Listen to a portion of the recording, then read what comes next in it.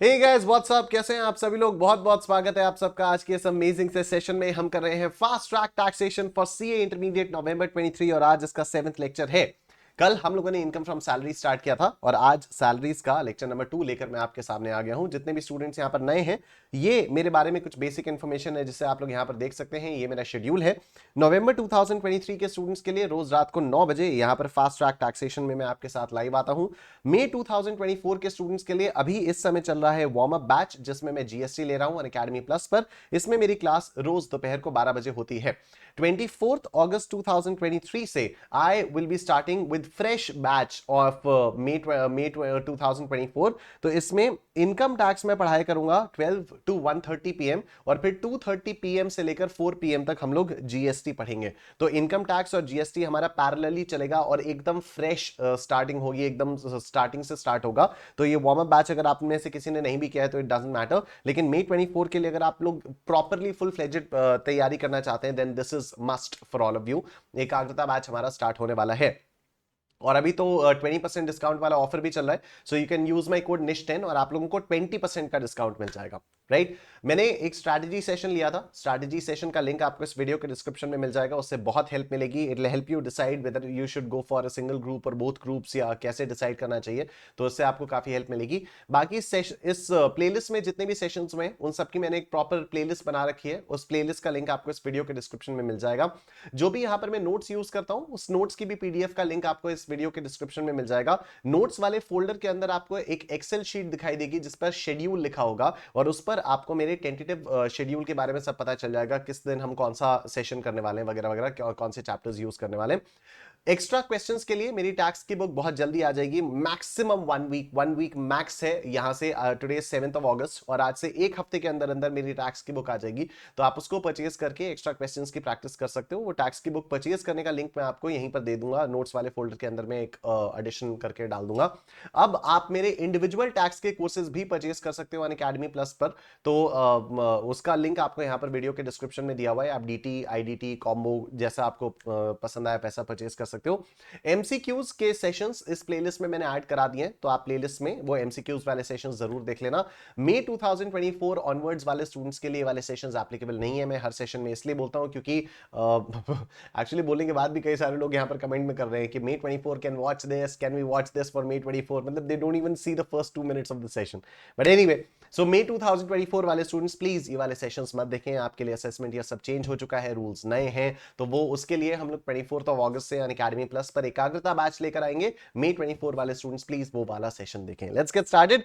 Income from salaries हम लोगों ने काफी कुछ कर लिया था। आज हम लोगों को यूज ऑफ मूवेबल एसेट्स से स्टार्ट करना है ना। Use of movable assets, I think medical facility हम लोगों ने कर लिया था। यस, मेडिकल फैसिलिटी हो गया था। उसके बाद ये free concessional food, alcoholic beverages, ये सब भी हो गया था। उसके बाद ये नहीं हुआ था। ठीक है, आओ ये देखते हैं हम।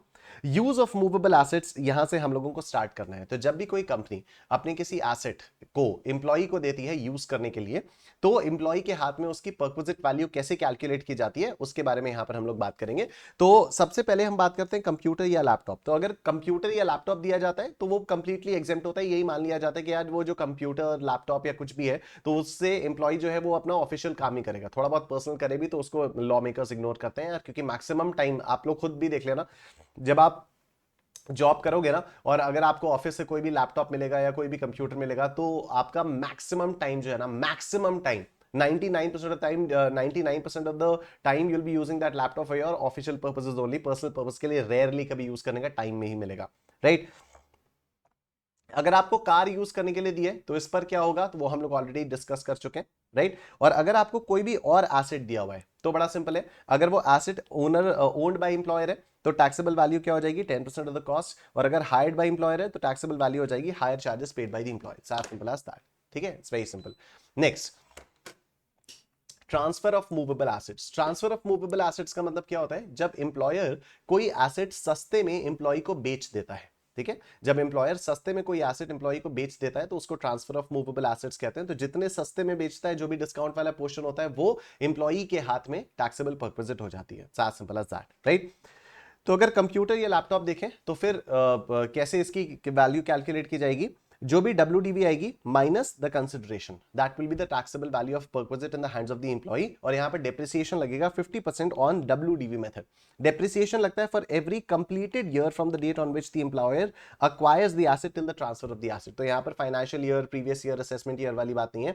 यहाँ पर अगर सपोज एम्प्लॉयर ने 1 जुलाई 2000 से 18 को अक्वायर किया एसेट, तो 1 जुलाई से 1 जुलाई 2018 से 30 जून 2019 will be the first year, right. फिर 1 जुलाई 2019 से 30 जून 2020 will be the second year and so on. तो डेप्रिसिएशन इस तरह से लगेगा for every completed year, right. Car के केस में क्या होता है, टैक्सेबल वैल्यू आएगी WDV माइनस कंसिडरेशन, और यहां पर WDV लगेगा, डेप्रिसिएशन लगेगा at the rate of 20% on WDV method, right. और बाकी कोई भी और एसेट होता है तो taxable value is WDV minus consideration, और यहां पर डेप्रिसिएशन लगता है at the rate of 10% on straight line method, right. तो देखो यहां पर क्या क्या हो गया, कंप्यूटर वगैरह के लिए तो डेप्रिसिएशन लगेगा 50% ऑन WDV मेथड, कार के लिए डेप्रिसिएशन लगेगा 20% ऑन WDV मेथड, कोई भी और एसेट के लिए डेप्रिसिएशन लगेगा 10% on straight line method. Depreciation आपका लगता है वैसे ही है फॉर एवरी कंप्लीटेड ईयर, ठीक है, for every completed year from the date on which the employer acquires the asset, right. अब आओ यहां पर क्वेश्चंस करते हैं तो आपको और क्लैरिटी के साथ चीजें समझ में आएंगी। Find out the taxable value of perquisites from the following particulars in case of an employee to whom the following assets held by the company were sold on 13 September 2022। ठीक है, पर्टिकुलर्स कार, लैपटॉप, फर्नीचर। तो car पे 20% WDV के rate से depreciation लगेगा, इस पर 50% के रेट से WDV पर डेप्रिसिएशन लगेगा, और इस पर 10% स्ट्रेट लाइन मेथड के रेट से डेप्रिसिएशन लगेगा। कॉस्ट ऑफ परचेज मई 2020 में खरीदा गया था, ठीक है, मई 2020, तो 2 साल का डेप्रिसिएशन लगेगा मई 2020 से अप्रैल 21 का, ठीक है। हम 1 मई 2020 मान लेते हैं, तो 1 मई 2020 से लेकर 30 अप्रैल 2021 एक साल हो गया, फिर 1 मई 2021 से लेकर 30 अप्रैल 2022 2 साल हो गए। अब 1 मई 2022 से लेकर सितंबर 2022 13 सितंबर 2022 तक कोई भी डेप्रिसिएशन नहीं लगेगा, राइट। डेप्रिसिएशन सिर्फ कंप्लीटेड ईयर पर लगता है, राइट। कॉस्ट ऑफ परचेज 8,72,000 आ गई, तो देखो 8,72,000 आ गई। ये कार के बारे में बात करें 20% WDV, तो depreciation from first year ended in May 2021, right. तो पहले साल का डेप्रिसिएशन ये हो गया, तो बैलेंस एज ऑन 1 जून 2021, ठीक है। तो यहां पर जैसे मैंने क्या माना था, मई 2020 में परचेज है, मैंने आपको समझाते वक्त मान लिया था कि चलो मान लो फर्स्ट मई 2020 को एसेट परचेज कर लिया। यहां पर सॉल्यूशन में क्या माना गया है कि 31 मई 2020 को एसेट परचेज किया, तो 31 मई 2021 से लेकर या चलो हाँ कुछ भी है वो, आप चाहे 1 मई मान लो चाहे आप 31 मई मान लो, उससे कोई खास फर्क पड़ नहीं रहा है, ठीक है। आप अगर 31 मई भी मानते हो, 31 मई 2020 को परचेज किया, तो 31 मई 2021 जाकर खत्म होगा एक साल, तो 1 जून 2021 की यहां पर आपको WDV दी हुई है, ठीक है। तो उससे कोई फर्क नहीं पड़ता क्योंकि यहां पर सितंबर माना हुआ है। और अगर मान लो कुछ ऐसा कट टू कट आ जाए, राइट, या अगर मान लो ऐसा कुछ कट टू कट डेप्रिसिएशन वाली फिगर आ जाए, कोई डेट्स ऐसी कट टू कट आ जाए, तो आप अजम्पशन ले सकते हो कि हम मान रहे हैं कि 1 मई को खरीदा, या हम मान रहे हैं कि 31 मई को खरीदा, ठीक है। तो आप ऐसा अजम्पशन लेकर अपना आंसर निकाल सकते हो, ओके। वैसे ऐसा आता नहीं है कॉम्प्लिकेटेड, अगर आएगा तो फिर क्वेश्चन में मेंशन रहेगा, ठीक है। तो बैलेंस आज ऑन 1 जून 2021 आ गया। अब फिर एक साल के लिए, तो second year ended on May 22, इसका डेप्रिसिएशन, और ये आपकी WDV आई। अब इसमें कितने रुपए लिए एम्प्लॉई से, 5,15,000 रुपए लिए, 5,15,000 रुपए लिए, तो WDV में से माइनस कर दो consideration, and this will be the value of taxable perquisite in the hands of the employee, right. Laptop के बारे में बात करें तो laptop was purchase for 1,22,500 rupees, इस पर 50% के रेट से depreciation for the first year, then 50% rate depreciation WDV for the second year, और फिर यहां पर ये आपकी वैल्यू आएगी, इसमें से you subtract the transfer value, and here you arrive at the taxable value of the perquisite. Furniture के बारे में बात करें तो 35,000 रुपीज का फर्नीचर परचेज किया। Now furniture is neither car nor computer और लैपटॉप, पर फर्नीचर पर डेप्रिसिएशन लगेगा 10% एट स्ट्रेट लाइन मेथड। तो स्ट्रेट लाइन मेथड, तो 3,500 रुपीज का डेप्रिसिएशन पहले साल, और 3,500 रुपीज का डेप्रिसिएशन दूसरे साल। WDV आ गई 28,000, इसमें से ट्रांसफर वैल्यू को माइनस किया, 18,000 is the taxable perquisite in the hands of the employee, right. Next question, अब क्वेश्चन नंबर 12 देखो, ये एग्जाम में आया हुआ क्वेश्चन है, एंड ये एग्जाम में आया हुआ क्वेश्चन है, और ये आपको एक्चुअली बहुत ज्यादा हेल्प करेगा, ठीक है। तो this is actually a very good question, and आप लोगों को मतलब समझ में आएगा कि किस तरह से कैलकुलेशन होगी एंड ऑल दैट। तो एग्जाम वाला क्वेश्चन है, लेट्स सी, राइट। तो यहां पर question number 12, let's see, following benefits have been granted by Ved software limited. Ved software limited ने फॉलोइंग बेनिफिट्स ग्रांट किए। यार ये वाला क्वेश्चन करने से पहले ना एक बार वीडियो को लाइक कर दो प्लीज, ठीक है? एक बार सभी लोग प्लीज वीडियो को लाइक कर दीजिए तो काफी अच्छा हो जाएगा, मेरे को भी अच्छा लगेगा। मैं रोज क्लास देखता हूं, जब क्लास प्रीमियर हो रही होती है ना तो मैं बीच बीच में उसको देखता रहता हूं, राइट? मैंने आपको बताया था ना मैं रोज के रोज लेक्चर्स रिकॉर्ड करता हूं। These are not old lectures और something, these are fresh lectures. मतलब अभी इस समय when I am recording the lecture the time is 4:30 PM on 7 August 2023, ठीक है? तो आपके लेक्चर्स बस इतने ही रीसेंट होते हैं कि रात को 9 से 11 लाइव लेने के बजाय मैं उसको पहले ही रिकॉर्ड कर लेता हूं, जिससे रात को 9 से 11 में कोई डिस्टर्बेंस ना है। That is the only logic for me not taking these sessions live, right? क्योंकि 9 to 11 अगर मैं लाइव सेशंस लूंगा ना तो पक्का मैं बता रहा हूं ग्रह दिशा में कोई ना कोई प्रॉब्लम है, कभी इंटरनेट नहीं चलेगा, कभी कुछ हो जाएगा, कभी कुछ हो जाएगा। और अब आप लोगों ने देखा ये हाउस प्रॉपर्टी वगैरह वाले लेक्चर्स में, ठीक है? तो ये अनसर्टेनिटी ना हो इस वजह से मैं पहले से लेक्चर्स रिकॉर्ड करके आप लोगों के लिए अपलोड कर देता हूं, जिससे प्रीमियर आपका लगातार होता रहे and there is no uncertainty whatsoever. कभी मान लो रात को मेरे को कोई प्रॉब्लम आ गई या कुछ मेरे को कहीं जाना पड़ गया या कुछ भी हो गया, फॉर एग्जाम्पल आज रात को आप लोग देखना अनअकैडमी सीए फाउंडेशन प्रो वाले चैनल पर हम लोग लाइव होंगे, ठीक है? क्योंकि वो फाउंडेशन के रिजल्ट्स आ रहे हैं। तो जैसे आप लोगों को पता ही है जब आप लोगों के रिजल्ट्स आए थे तो हम लोग लाइव थे, है ना?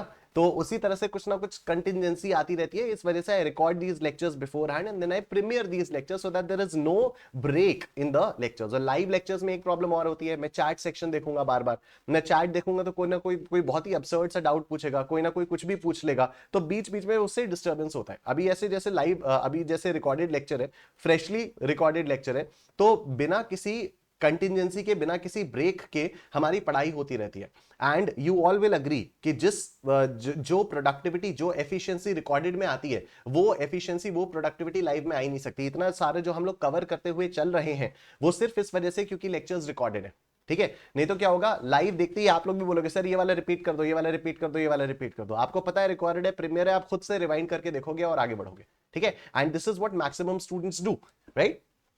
So I am recording these sessions every freaking day, so don't think that these sessions are recorded या पुराने हैं या कुछ भी है। आप लोग इसको कंटेंट की तरह से लो, respect these lectures, these are absolutely free of cost. और यहाँ पर बहुत सारी चीजें हम लोग कॉम्प्रिहेंसिवली कवर करते हुए चल रहे हैं, ठीक है?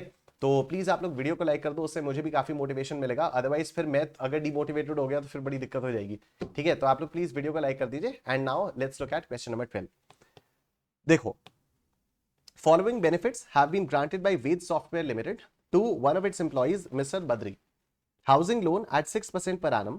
Amount outstanding on 1st April 2022 is 6 lakh rupees. Mr. Badri pays 12,000 rupees per month on 5th of each month. ठीक है? तो मिस्टर बद्री का जो लोन है वो 6 लाख रुपीस का है। 1 अप्रैल को आउटस्टैंडिंग अमाउंट 6 लाख रुपीस था एंड एवरी मंथ की 5th को ये 12,000 रुपीस पे करते हैं, ठीक है? हर महीने की 5th को ये 12,000 रुपीस पे करते हैं, राइट? और रेट ऑफ इंटरेस्ट क्या है? 6% पर एनम। एसबीआई का रेट दिया हुआ है क्या? एसबीआई का कोई रेट वेट? अच्छा यहाँ पर दिया, the lending rate of SBI on 1st April 2022 for housing loan में बी टेकन एज 10%, राइट? तो 4% का परक्विजिट मिला हुआ है, 4% की परक्विजिट मिली हुई है, ठीक है? 4% की परक्विजिट मिली हुई है, वेरी नाइस। आगे देखो, air conditioners purchase 4 years back for 2 lakh rupees have been given to mister Badri for 90,000 rupees. तो 4 साल पहले एसीज खरीदे थे जिन पर 10% के रेट से एसएलएम 10% के रेट से एसएलएम मेथड से डेप्रिसिएशन लगेगा, because ACs are neither car nor computers और लैपटॉप। और उसके बाद जो भी डब्ल्यूडीबी आएगी उसमें से हम 90,000 माइनस करेंगे और जो भी आएगा वो टैक्सेबल परक्विजिट हो जाएगी। Compute the chargeable perquisite in the hands of mister Badri for the assessment year 23-24, right? अब आप जरा इधर देखो, सबसे पहले हम ये लोन वोन के बारे में बात करते हैं। देखो, कंसेशनल लोन, सबसे पहले कंसेशनल लोन के बारे में बात करेंगे। तो अब लोन का जरा ये शेड्यूल देखो ध्यान से। अप्रैल 2022 में ओपनिंग बैलेंस कितना था? 6 लाख रुपीस का ओपनिंग बैलेंस था और 5th अप्रैल को इसने पे कर दिया होगा कितना? 12,000 रुपीस पे कर दिया होगा, ठीक है? अब 12,000 पे करने के बाद 30th अप्रैल 2022 को कितना बचा? 5,88,000 रुपीस बचा, ठीक है?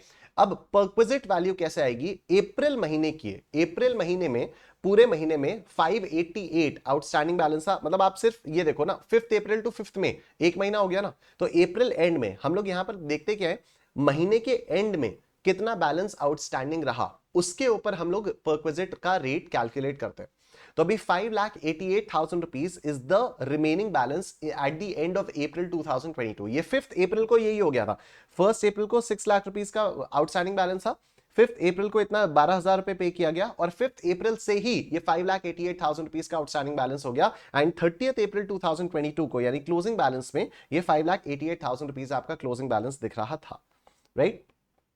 अब इसके ऊपर रेट ऑफ इंटरेस्ट आपका लगेगा, तो 10% का रेट तो एसबीआई वाला था और इसको मिला 6% के रेट से लोन, मतलब 4% की परक्विजिट है। तो अब आप करोगे क्या, 5,88,000 into 0.04 into 1/12. Why only 1/12? क्योंकि this amount 588 will be outstanding for only 1 month, right? Because अगले महीने फिर से 12,000 रुपीज पे कर दिया जाएंगे और अगले महीने के लिए 5,76,000 रुपीज आउटस्टैंडिंग हो जाएगा। तो अगले महीने के लिए जो आएगा वो आएगा 5,76,000 into 0.04 into 1/12 and so on।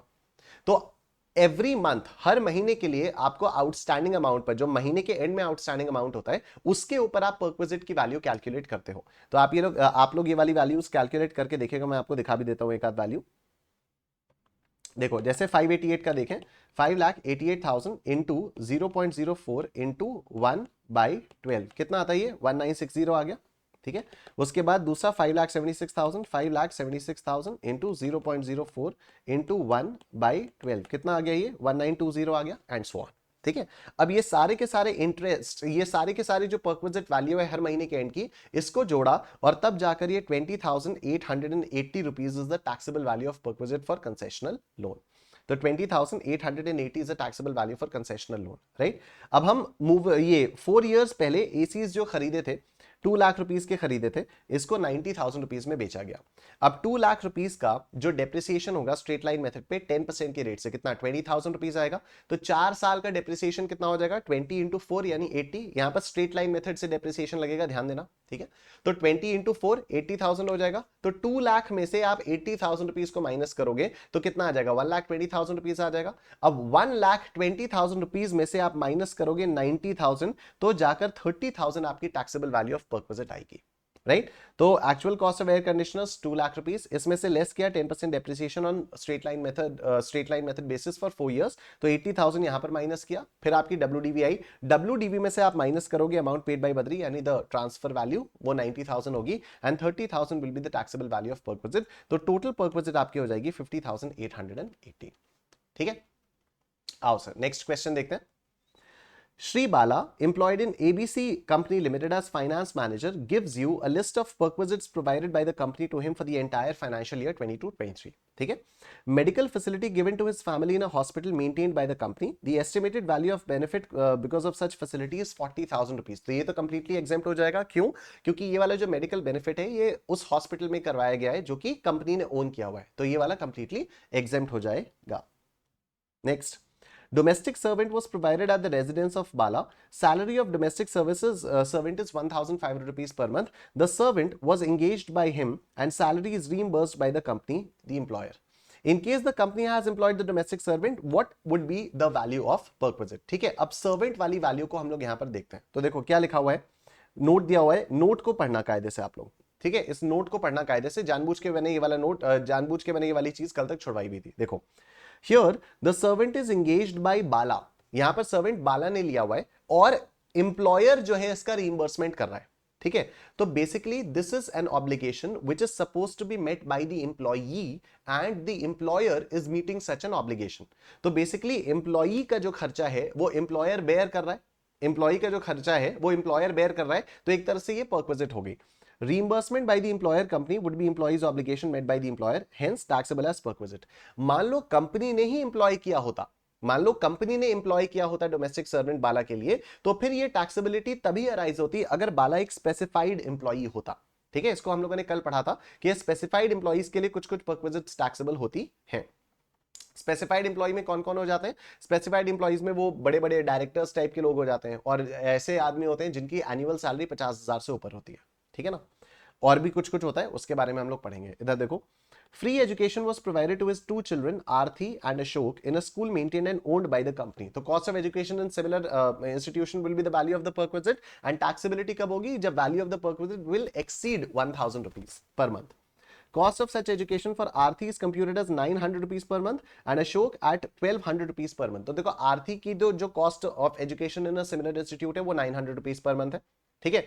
फिर आगे लिखा हुआ है no amount was recovered by the company for such education facility from Bala. तो बाला से कुछ भी पैसा कंपनी ने नहीं लिया। आरती की जो एजुकेशन वाला अमाउंट है वो 900 रुपीज पर मंथ है इन अ सिमिलर इंस्टीट्यूशन, 1000 से कम है। तो यहां पर तो परक्विजिट है लेकिन परक्विजिट में टैक्सेबिलिटी कोई नहीं आएगी। अशोक के बारे में बात करें तो 1200 रुपीज पर मंथ है। क्या बाला से कुछ पैसा लिया जा रहा है? नहीं, मतलब 1200 rupees per month is the value of the perquisite. Since the value of perquisite exceeds 1000 rupees, the entire amount of 1200 rupees will be taxable. तो 1200 इंटू 12, ठीक है। आगे, employer has provided movable assets such as television, refrigerator and air condition at the residence of Bala. Actual cost of such assets provided to the employee is 1,10,000 rupees. ठीक है, तो अब यहां पर यूज करने के लिए दिया है has provided movable assets at the residence of Bala. तो घर पर ये दिया हुआ है, तो यूज करने के लिए दिया है। यूज करने के लिए simply 10% of the cost of the asset, तो 10% of cost of the asset. उसके बाद a gift voucher worth 10,000 rupees was given on the occasion of his marriage anniversary. It is given by the company to all employees above a certain grade. तो उससे कोई फर्क नहीं पड़ता, अगर 5,000 से ऊपर की गिफ्ट दी हुई है तो वो परक्विजिट में टैक्सेबल आ जाएगी। तो total value of taxable perquisites आपकी ये आ जाएंगी। डन। उसके बाद यहां पर बात कर लेते हैं meaning of specified employees and perquisites taxable only in case of specified employees. मैंने कल से आपको स्पेसिफाइड एम्प्लॉइज के बारे में ऊपर से कुछ बता रखा था, बट आओ अब यहां पर एक बार देख भी लेते हैं। तो specified employee means an employee of a company who is also a director, ये मैं आपको बता चुका था। An employee who has substantial interest in the company, that is having 20% or more voting rights, right? तो एक ऐसा एम्प्लॉई जिसका सब्सटैंशियल इंटरेस्ट है कंपनी में, 20% से ज्यादा के वोटिंग राइट्स है। और तीसरा, an employee drawing in excess of 50,000 rupees as a salary income. तो साल भर की सैलरी 50,000 से अगर ज्यादा है तो वो भी वो हो जाता है, स्पेसिफाइड एम्प्लॉई हो जाता है। While computing this limit of 50,000, following shall be deducted. All non-monetary benefits, तो जितने भी non-monetary benefits हैं उसको कम किया जाएगा। All monetary payments exempt under section 10, उसको भी कम किया जाएगा। And deduction under section 16, that is standard deduction, entertainment allowance and professional taxes. ठीक है। अब ऐसी कौन कौन सी परक्विजिट्स हैं जो सिर्फ स्पेसिफाइड एम्प्लॉइज के केस में ही टैक्सेबल होंगी? Car facility, provision for sweeper, domestic servant, facility for gas, electricity और water, education facility, transport facility. ठीक है। अब कौन कौन सी ऐसी परक्विजिट्स हैं जो टैक्स फ्री है in all cases? In all cases तो एक तो टेलीफोन आ गया, telephone provided by an employer to employee at his residence, transport facility, privilege passes and privilege tickets. Actually ये बस आप एक बार गो थ्रू कर सकते हो, इसमें पढ़ने वढ़ने की भी कोई खास जरूरत है नहीं। ठीक है, जितना भी मैंने आप लोगों को बताया हुआ है वो ऑलरेडी आया हुआ है यहां पर। ठीक है, हाँ, इसके अलावा और तो कुछ है नहीं, सारी चीजें हम लोग डिस्कस कर चुके हैं और कुछ इसमें पढ़ने की इसमें जरूरत है नहीं। अब आ जाओ, हमारा ये वाला टॉपिक आता है profits in lieu of salary. ठीक है, profits in lieu of salary. Profits in lieu of salary का मतलब होता है कि आपको सैलरी नहीं मिली है, लेकिन सैलरी के अलावा आपको कुछ मिला है जो कि आपके लिए एज अ प्रॉफिट काम करेगा, उसकी टैक्सेबिलिटी भी सैलरीज के हेड में ही होगी। ठीक है, तो profit in lieu of salary includes the following, क्या क्या? compensation on account of termination of his employment, amount of any compensation due to or received by an assessee from his employer or former employer at or in connection with termination of his employment। ठीक है, कि आपको job से निकाला गया या आपकी job छूटी और उस समय आपने कुछ भी पेमेंट किया, वो ग्रेचुइटी हो सकती है, वो पेंशन हो सकती है, वो कुछ भी और हो सकता है, प्रोविडेंट फंड वाला अमाउंट हो सकता है, ये सारी चीजें हो जाएंगी profits in lieu of salary. Compensation on account of modification of the terms and conditions of the employment, right? अगर एम्प्लॉयमेंट के जो भी कॉन्ट्रैक्ट है, जो भी टर्म्स एंड कंडीशंस है, उनमें कुछ भी अगर मॉडिफिकेशन होता है तो उस मॉडिफिकेशन की भरपाई करने के लिए जो भी कॉम्पनसेशन मिलेगा, that will also be profit in lieu of salary. Payment from provident fund और अदर फंड, इसके बारे में मैं बात कर चुका हूं। कीमैन इंश्योरेंस पॉलिसी, इसके बारे में हम लोगों ने आईएफओएस वाले चैप्टर में बात की थी कि रिलायंस इंडस्ट्रीज जैसे मुकेश अंबानी जी के नाम पर कीमैन इंश्योरेंस पॉलिसी लेगा, राइट? तो अगर कीमैन इंश्योरेंस पॉलिसी का पैसा उनको मुकेश अंबानी जी को मिलेगा तो that will be profits in lieu of salary and will be taxable in the hands of Mukesh Ambani ji in under the head income from salaries. Lump sum payment or otherwise any amount, whether in lump sum or otherwise, due to the assessee or received by him from any person before joining employment with that person, यानी joining bonus होता है ये, और after cessation of his employment with that person, नौकरी छोड़ने के बाद वाला भी अगर खर्चा होगा तो वो भी यहां पर इंक्लूड किया जाएगा। ठीक है, आप लोग फटाफट से वीडियो को लाइक कर दीजिए। एक एक करके अब हम इन प्रॉफिट्स इन लिeu ऑफ सैलरीज के बारे में बात करेंगे। सबसे पहला आता है आपके पास ग्रेचुइटी। ग्रेचुइटी होता क्या है? ग्रेचुइटी एक लमसम पेमेंट होता है जो एक एम्प्लॉयर एम्प्लॉई को देता है खुशी जाहिर करने के लिए कि अरे अरे अरे क्या बात है, मतलब आप तो इतने साल हमारी कंपनी में टिक गए। नहीं नहीं, we are very gratitudous towards you. ठीक है, we are very gratitudous towards you, मतलब हम बहुत ही आपके एहसानमंद हैं और आपको मतलब ये आपका बहुत एहसान है हमारे ऊपर कि आप जो है हमारी ऑर्गेनाइजेशन में रहे।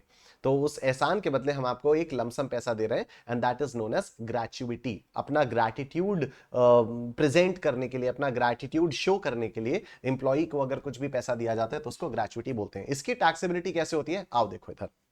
अगर ये ग्रैचुइटी मिलती है ड्यूरिंग द सर्विस, अगर सर्विस के दौरान मिली, मतलब आप एम्प्लॉई हो और एम्प्लॉयमेंट के दौरान आपको मिल गई, तब तो ये ग्रैचुइटी फुली टैक्सेबल हो जाती है। लेकिन अगर ये रिटायरमेंट या डेथ के समय मिलती है तो क्या होता है? तो देखो, अगर आप गवर्नमेंट एम्प्लॉई हो तब तो ये फुल्ली एग्जेम्प्ट हो जाती है अंडर सेक्शन 1010। लेकिन अगर आप अदर एम्प्लॉई हो, अगर आप अदर एम्प्लॉई हो तो डिपेंड करता है क्या आप पेमेंट ऑफ ग्रेचुइटी एक्ट 1972 के अंदर कवर्ड हो। अगर हां तो least of the following is exempt, अगर नहीं कवर्ड हो तो least of the following is exempt. ठीक है, अगर आप पेमेंट ऑफ ग्रेचुइटी एक्ट के अंदर कवर्ड हो तो फिर लीस्ट ऑफ द फॉलोइंग में क्या आता है? Actual amount received 20 lakh rupees, या फिर 15/26 into salary per month into number of years of completion of service. ठीक है, 15/26। तो देखो दो चीजें तो हमेशा ही कॉमन रहती हैं, एक तो एक्चुअल सम रिसीव्ड और दूसरा स्टैट्यूटरी लिमिट। स्टैट्यूटरी लिमिट यहां पर 20 लाख रुपीस की है, तो actual amount received 20 lakh rupees statutory limit, और उसके बाद 15/26 into salary per month into number of years of completion of service. यहां पर सैलरी पर मंथ में क्या आएगा? Latest basic salary plus dearness allowance, और डियरनेस अलाउंस बोथ, मतलब इन टर्म्स वाले भी नॉट इन टर्म्स वाले भी। ठीक है, ये आपकी सैलरी पर मंथ आ जाएगी। तो हम लोगों को ये लेना है सैलरी पर मंथ।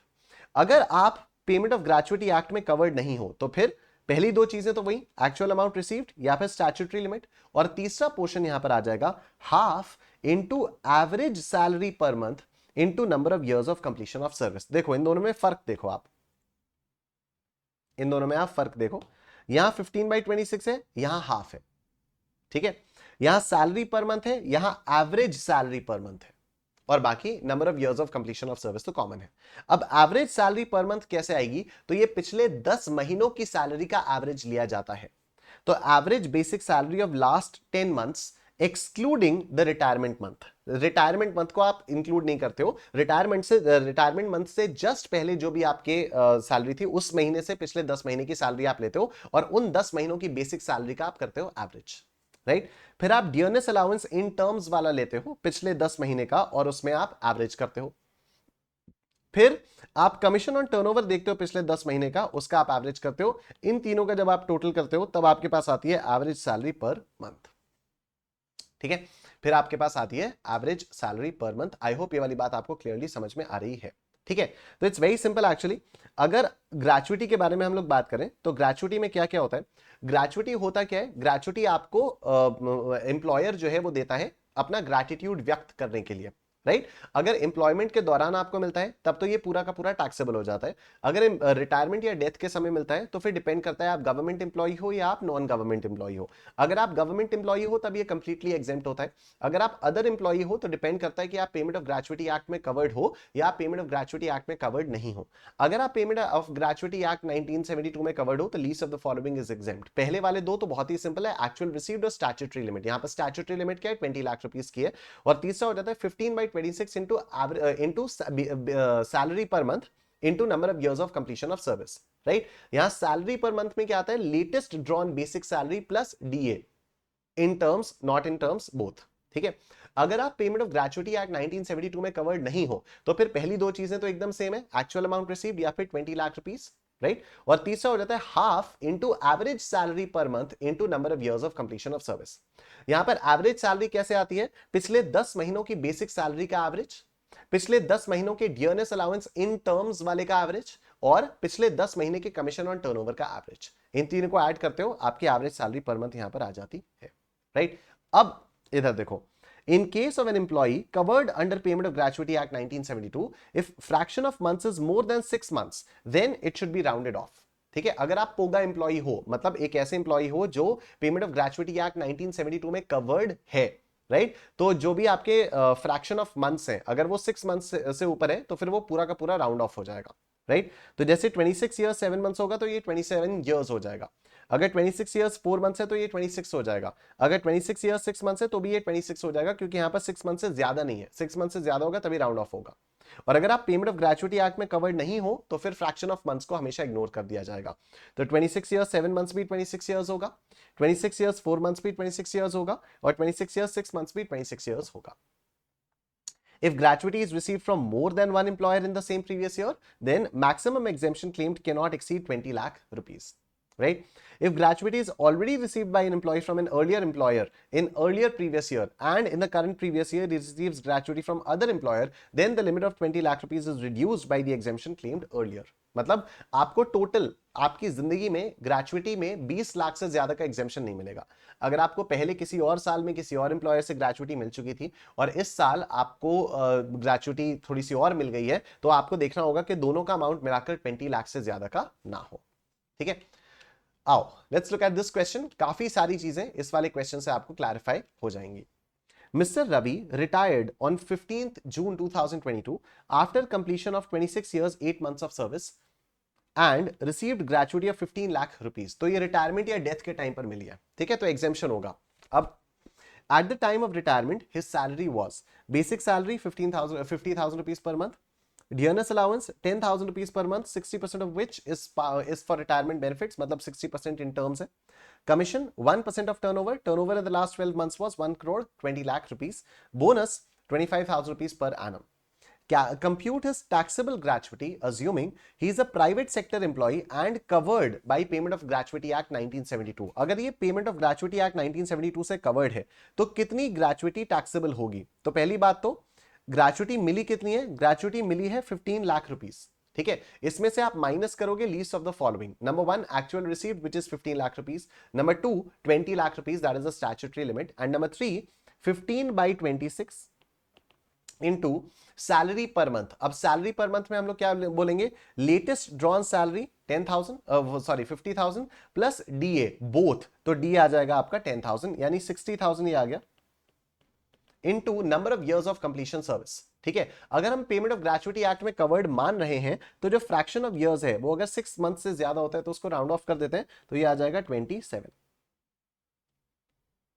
ये आ जाएगा 27। तो देखो क्या हो गया, ये 60,000 इंटू 15/26 इंटू 27, ये आ जाता है 934,615।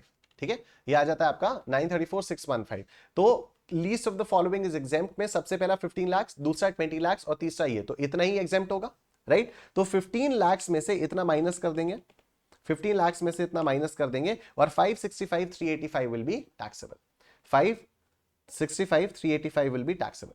ठीक है, अगर मान लो ये है private sector employee not covered by payment of gratuity act, तो पहली दो चीजें तो सेम हो जाएंगी, तीसरी चीज होगी half into average salary per month into number of years of completion of service. ठीक है, तो हाफ है into average salary per month. अब एवरेज सैलरी पर मंथ में आप पिछले 10 महीने की सैलरी निकालिए जो कि थी 50,000 रुपीज पर मंथ, तो 50,000 रुपीज पर मंथ, इसको 10 महीने की सैलरी आप निकालो, 50,000 इंटू 10, ठीक है, ये 10 महीने की सैलरी आई, इसका एवरेज ले लो डिवाइडेड बाई 10, ठीक, m प्लस। अब आप में से कई लोगों को लग रहा होगा सर फायदा क्या हुआ, डायरेक्टली 50,000 ले लेते, क्यों बेकार में टाइम वेस्ट किया? टाइम नहीं वेस्ट किया, ये मैं आपको आदत डलवा रहा हूं। अगर कोई employ payment of gratuity act में कवर्ड नहीं है तो आपको उसके पिछले 10 महीने की सैलरी का एवरेज लेना पड़ेगा, राइट। यहां पर इत्तेफाक की बात है कि इस क्वेश्चन में पिछले सभी टाइम की जो सैलरी है वो कॉमन रही है, ठीक है। क्वेश्चन में हो सकता है ऐसा आ जाए कि उसकी सैलरी बीच बीच में बढ़ी है या घटी है या कुछ भी है,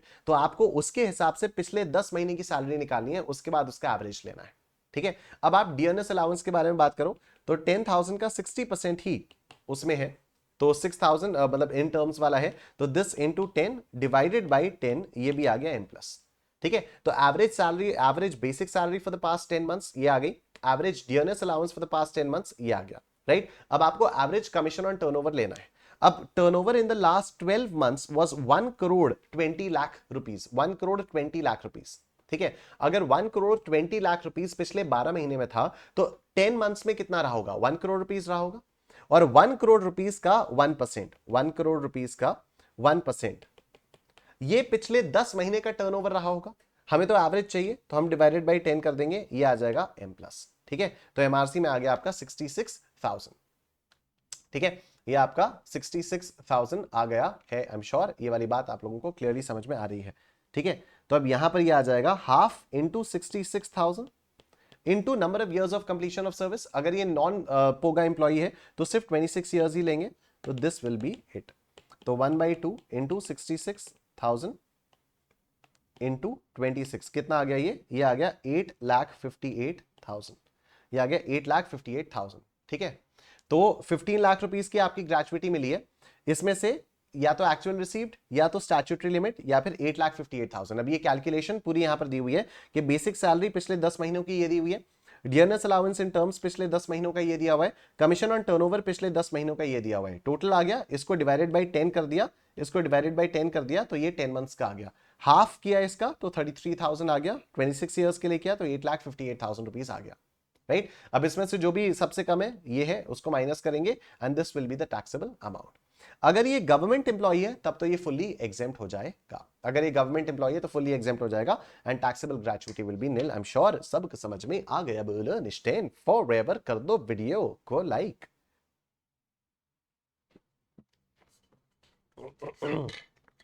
ठीक है, आप लोग फटाफट से वीडियो को कर दीजिए लाइक। फिर हम लोग आगे बढ़ते हैं अपने नए कॉन्सेप्ट पर, लीव एनकैशमेंट। लीव एनकैशमेंट होता है एनकैशमेंट ऑफ अनयूटिलाइज्ड लीव। इसका मतलब क्या है बताता हूं।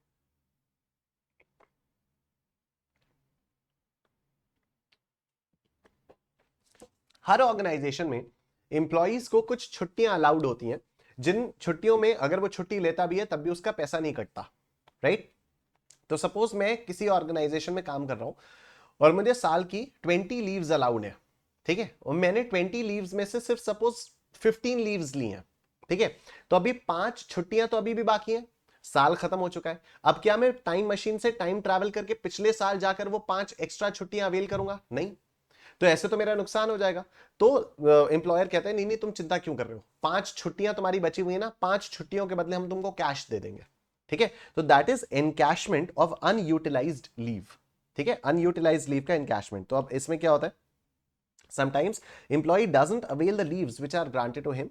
Employer in lieu of that grants the employee some monetary benefit. This monetary benefit which is received by the employee for not taking the leaves is known as leave salary and of course this is taxable. ठीक है, अब leave salary अगर आपको employment की during मिली है तब तो ये टैक्सेबल हो जाती है सभी टाइप के एम्प्लॉइज के लिए, वो बिल्कुल ग्रेचुइटी जैसा हो गया। ठीक है, अगर मान लो ये रिटायरमेंट के समय पर आपको मिलती है तो फिर एग्जेम्पशन होता है। अगर आप एक गवर्नमेंट एम्प्लॉय हो तब तो फुल्ली एग्जेम्प्ट हो जाता है। अगर आप बाकी कोई इंप्लॉई हो तो least of the following is exempt. अब लीस्ट ऑफ द फॉलोइंग में क्या क्या आ रहा है, सबसे पहली बात तो एक्चुअल रिसीव्ड। ठीक है, उसके बाद स्टैट्यूटरी लिमिट 3 लाख रुपीस की, then 10 months into average salary per month. तो पिछले 10 महीने की बेसिकली पिछले 10 महीने की सैलरी। राइट, तो 10 months into average salary per month. तो आपको करना क्या है, पिछले 10 महीने की एवरेज सैलरी निकालो, उसको इनटू 10 कर दो, तो वही है।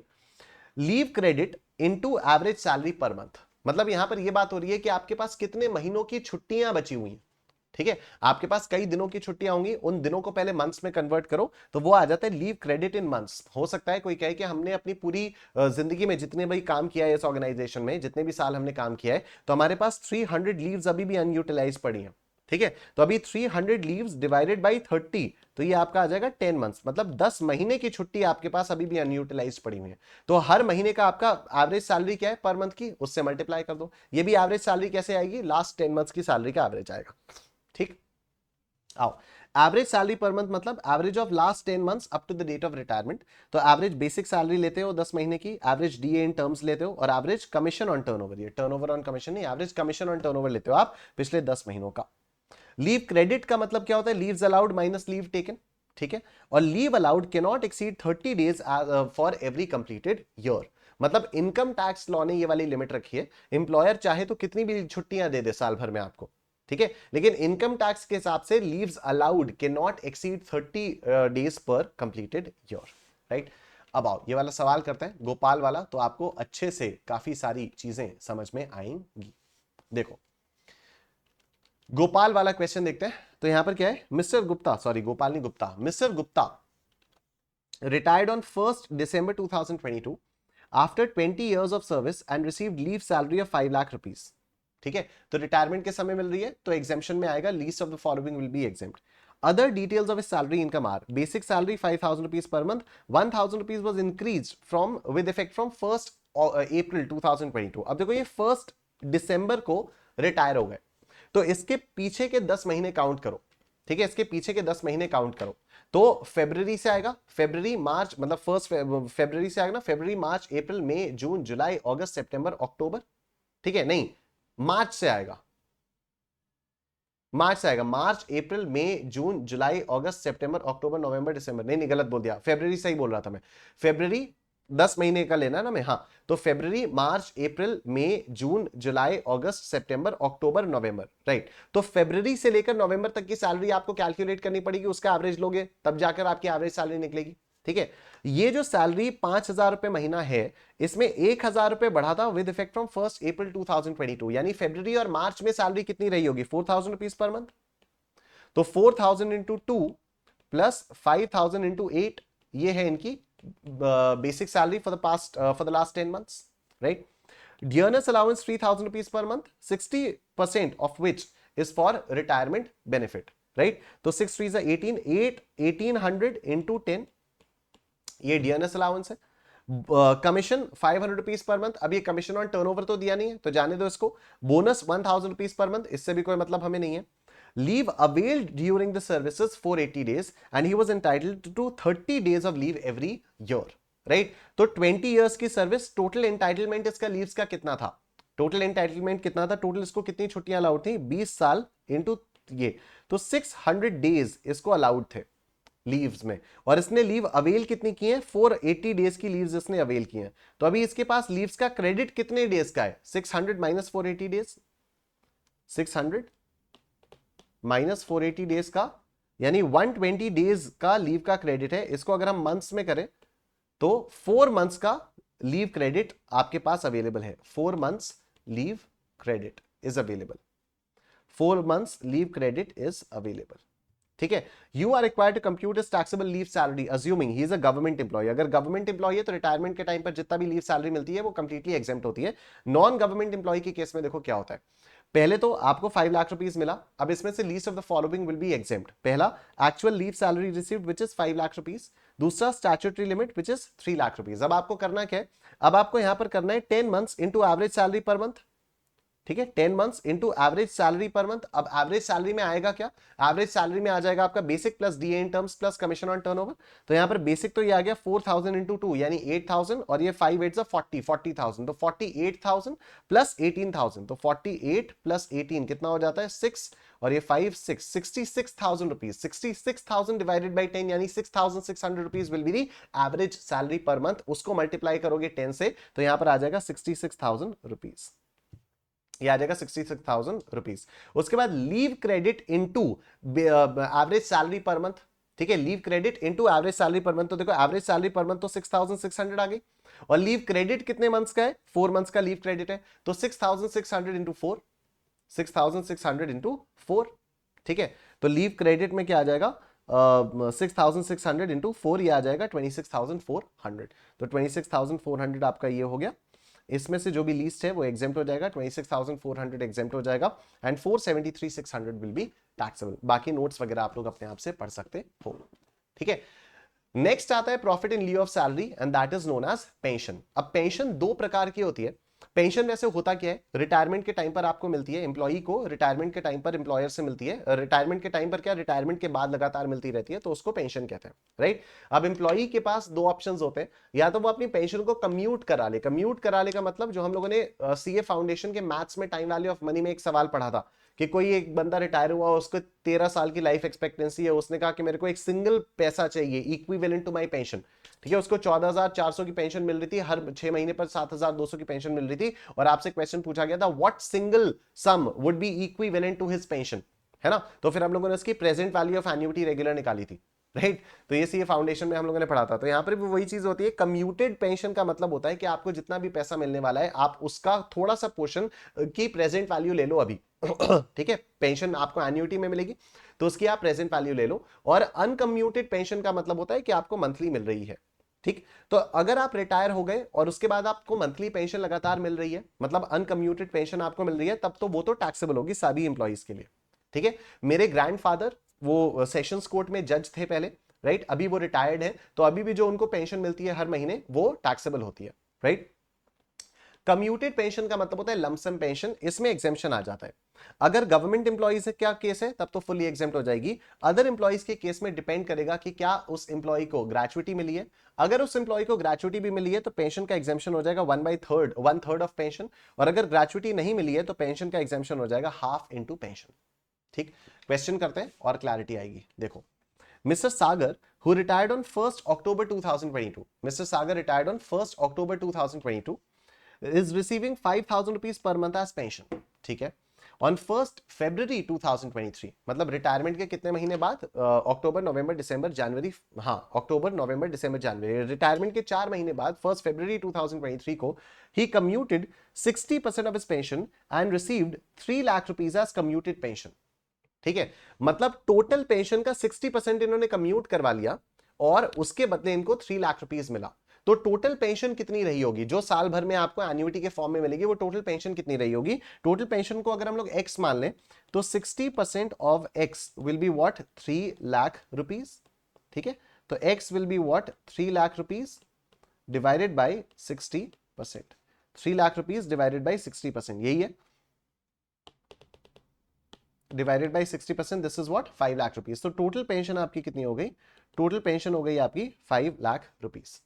ठीक है। टोटल पेंशन आपकी आ गई 5 लाख रुपीस, इसमें से 3 लाख कम्यूट हो चुका है और बचा हुआ 2 लाख रुपीस अभी भी अनकम्यूटेड है। हमारे लिए बात आएगी भाई, ये जो अनकम्यूटेड सॉरी ये जो कम्यूटेड पेंशन है ना 3 लाख रुपीस, इसमें से कितना एग्जेम्प्ट कितना टैक्सेबल? बात ये है, क्योंकि जो रेगुलर पेंशन मिल रही है वो तो टैक्सेबल होगी ही होगी। अब जैसे 5,000 रुपीस पर मंथ मिला, 4 महीने की 5,000 रुपीस पर मंथ, वो तो अनकम्यूटेड पेंशन है ना, वो तो टैक्सेबल होगी ही होगी।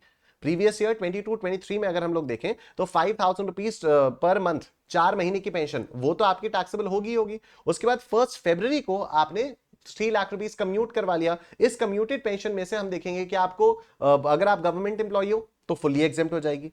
ठीक है। अगर आप एक प्राइवेट सेक्टर एम्प्लॉय और आपको ग्रेचुइटी मिल रही है और 5 lakh rupees eight the time of retirement, तो ग्रेचुइटी अगर मिल रही है तो ग्रेचुइटी के अमाउंट से हमें कोई मतलब नहीं है, लेकिन अगर ग्रेचुइटी मिलती है तो फिर 1/3 ऑफ द पेंशन आपका एग्जेम्प्ट हो जाता है।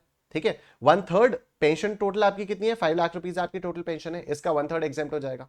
ठीक है। तो देखो, अगर गवर्नमेंट एम्प्लॉय हो तो अनकम्यूटेड पेंशन जो है वो तो आपकी टैक्सेबल हो जाएगी। अनकम्यूटेड पेंशन आपकी टैक्सेबल हो जाएगी कैसे?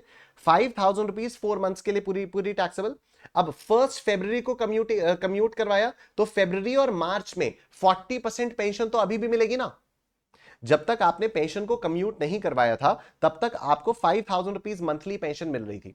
फिर आपने 60% पेंशन को कम्यूट करा लिया तो अब हर महीने आपको 40% तो मिलेगा ना। जब तक आपने कम्यूट नहीं कराया था तब तक आपको 5,000 रुपीज मिल रहा था, अब आपको 5,000 का 40% मिलेगा। तो 5,000 का 40% 2 महीने के लिए मिला, ये आपकी आई अनकम्यूटेड पेंशन, ये तो टैक्सेबल होगी ही होगी। ठीक है। कम्यूटेड पेंशन आपको 3 लाख रुपीस की मिल गई और ये पूरी की पूरी एग्जेम्प्ट हो जाएगी, तो फिर आपके लिए टैक्सेबल, गवर्नमेंट इंप्लॉय के लिए टैक्सेबल 24,000 हो जाएगा। अगर आप एक प्राइवेट सेक्टर इंप्लॉय हो and you are receiving the gratuity of 5 lakh rupees at the time of retirement, ठीक है, तो अनकम्यूटेड पेंशन तो आपकी वही आएगी 24,000 रुपीज। कम्यूटेड पेंशन के केस में आपको 3 लाख रुपीज मिली और क्योंकि आपको ग्रेचुइटी मिल रही है तो 1/3 of the pension will be exempt. 1/3 of pension, pension amount is 5 lakh rupees, तो 3 लाख डिवाइडेड बाई 60%, इससे टोटल पेंशन अमाउंट आया, इसका 1/3 विल बी एग्जेम्प्ट, यानी 166,667 विल बी एग्जेम्प्ट। तो दिस 133,333 विल बी टैक्सेबल, तो टैक्सेबल पेंशन आ जाएगी 157,333। तीसरा केस है, ही is a private sector employee and did not receive any gratuity eight the time of retirement, तो कोई बात नहीं, तो कम्यूटेड पेंशन का हाफ एग्जेम्प्ट होगा। ठीक है। अनकम्यूटेड पेंशन तो यही हो जाएगी, कम्यूटेड पेंशन 3 लाख रुपीस होगी, तो टोटल पेंशन का half of 3 lakh rupees divided by 60, half of this नहीं, half of total pension, 1/3 of this नहीं, 1/3 of total pension. What is the total pension? ये किया ना total pension, 3 lakh rupees divided by 60%, 5 lakh rupees. यहां पर वही चीज मैंने आपको लिख कर दी हुई है, 3 लाख रुपीस डिवाइडेड बाई 60%, तो ये 5 लाख आएगा। 5 लाख का 1/3, 5 लाख का 1/2, ये आपका यहां पर एग्जेम्प्ट हो जाएगा। तो 50,000 rupees will be your taxable commuted pension, 24 + 50 74,000 rupees will be your taxable pension. ठीक है। आप फटाफट से वीडियो को लाइक कर दो, मैं पानी पी लेता हूं।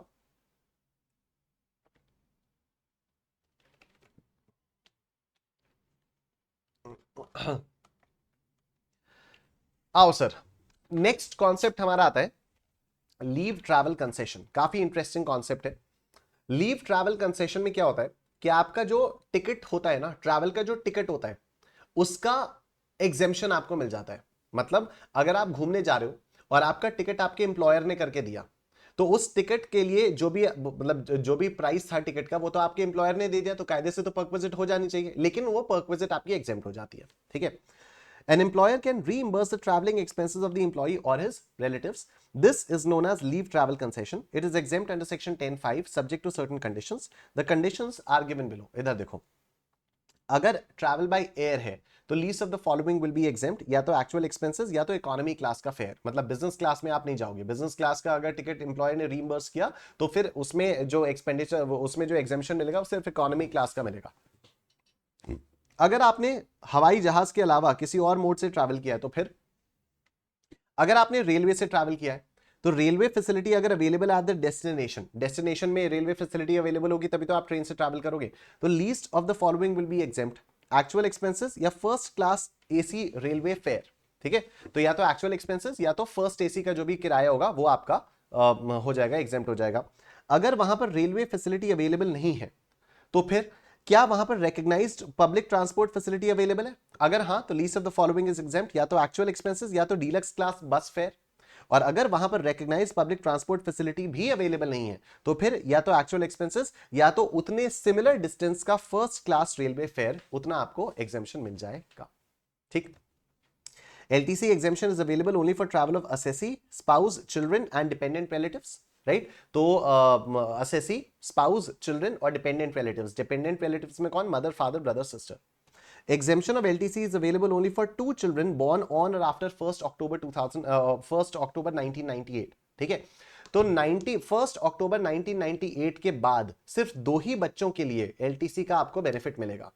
राइट, अब अगर, लेकिन ऐसा हो सकता है कि 1 अक्टूबर 1998 के बाद पहले आपका बच्चा हुआ तो वो एक ही बच्चा हो गया, दूसरी बार आपने बच्चा किया तो जुड़वा बच्चे हो गए, तो आपके तो 3 बच्चे हो गए, पर इसमें आपकी क्या गलती थी? तो ऐसे केस में तीनों बच्चों को मिल जाएगा, तीनों बच्चों के लिए एग्जेम्पशन मिल जाएगा। लेकिन अगर 1 अक्टूबर 1998 के बाद आपने पहली बार ट्राई किया और आपके जुड़वा बच्चे हो गए, ठीक है, तो फिर सरकार कहती है कि उसके बाद अगर बच्चा हुआ तो वो बाद वाले बच्चे का बेनिफिट नहीं देंगे। हो तो गए 2 बच्चे, तो फिर किस बात की बात है? हो गए 2 बच्चे। ठीक है, तो ये देखो, this limit is not applicable in case of multiple births after 1 child. If the first born child is a single child and the next time you get twins, then exemption will be available to all the 3 children. ठीक है, उसमें आपकी कोई गलती नहीं है। If you get twins the first time itself and the next time a single child is born, exemption will be available only to the first born twins and not to the third child. अच्छा, LTC exemption सिर्फ आपको 2 साल के लिए मिलता है, 4-4 साल के ब्लॉक्स में। ठीक है, अगर किसी एक ब्लॉक में आपने एग्जेम्पशन नहीं क्लेम किया तो आप सिर्फ 2 साल में से 1 साल का एग्जेम्पशन का बेनिफिट अगले ब्लॉक में कैरी फॉरवर्ड कर सकते हो। ठीक है, तो if exemption is not claimed in any block then 1 year can be carried forward to the next block. अभी आजकल कौन से ब्लॉक्स हैं?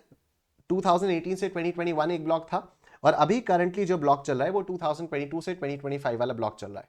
मतलब अगर मान लो 2018-21 वाले ब्लॉक में 1 साल आपने बेनिफिट ले लिया, 2018-19 में ले लिया, उसके बाद आपको 2020-21 में ट्रैवल करने जाना था, लेकिन आप नहीं जा पाए क्योंकि कोविड आ गया। राइट, तो अभी आपका जो बेनिफिट है वो तो लैप्स हो गया। राइट, तो सरकार कहती है कि कोई बात नहीं, 1 साल का बेनिफिट हम अगले ब्लॉक में भी कैरी फॉरवर्ड करने देंगे आपको। तो LTC exemption is not utilized, then 1 year benefit can be carried forward to 22-25 block. It means that in 22-25 assessee can claim benefit for 3 years.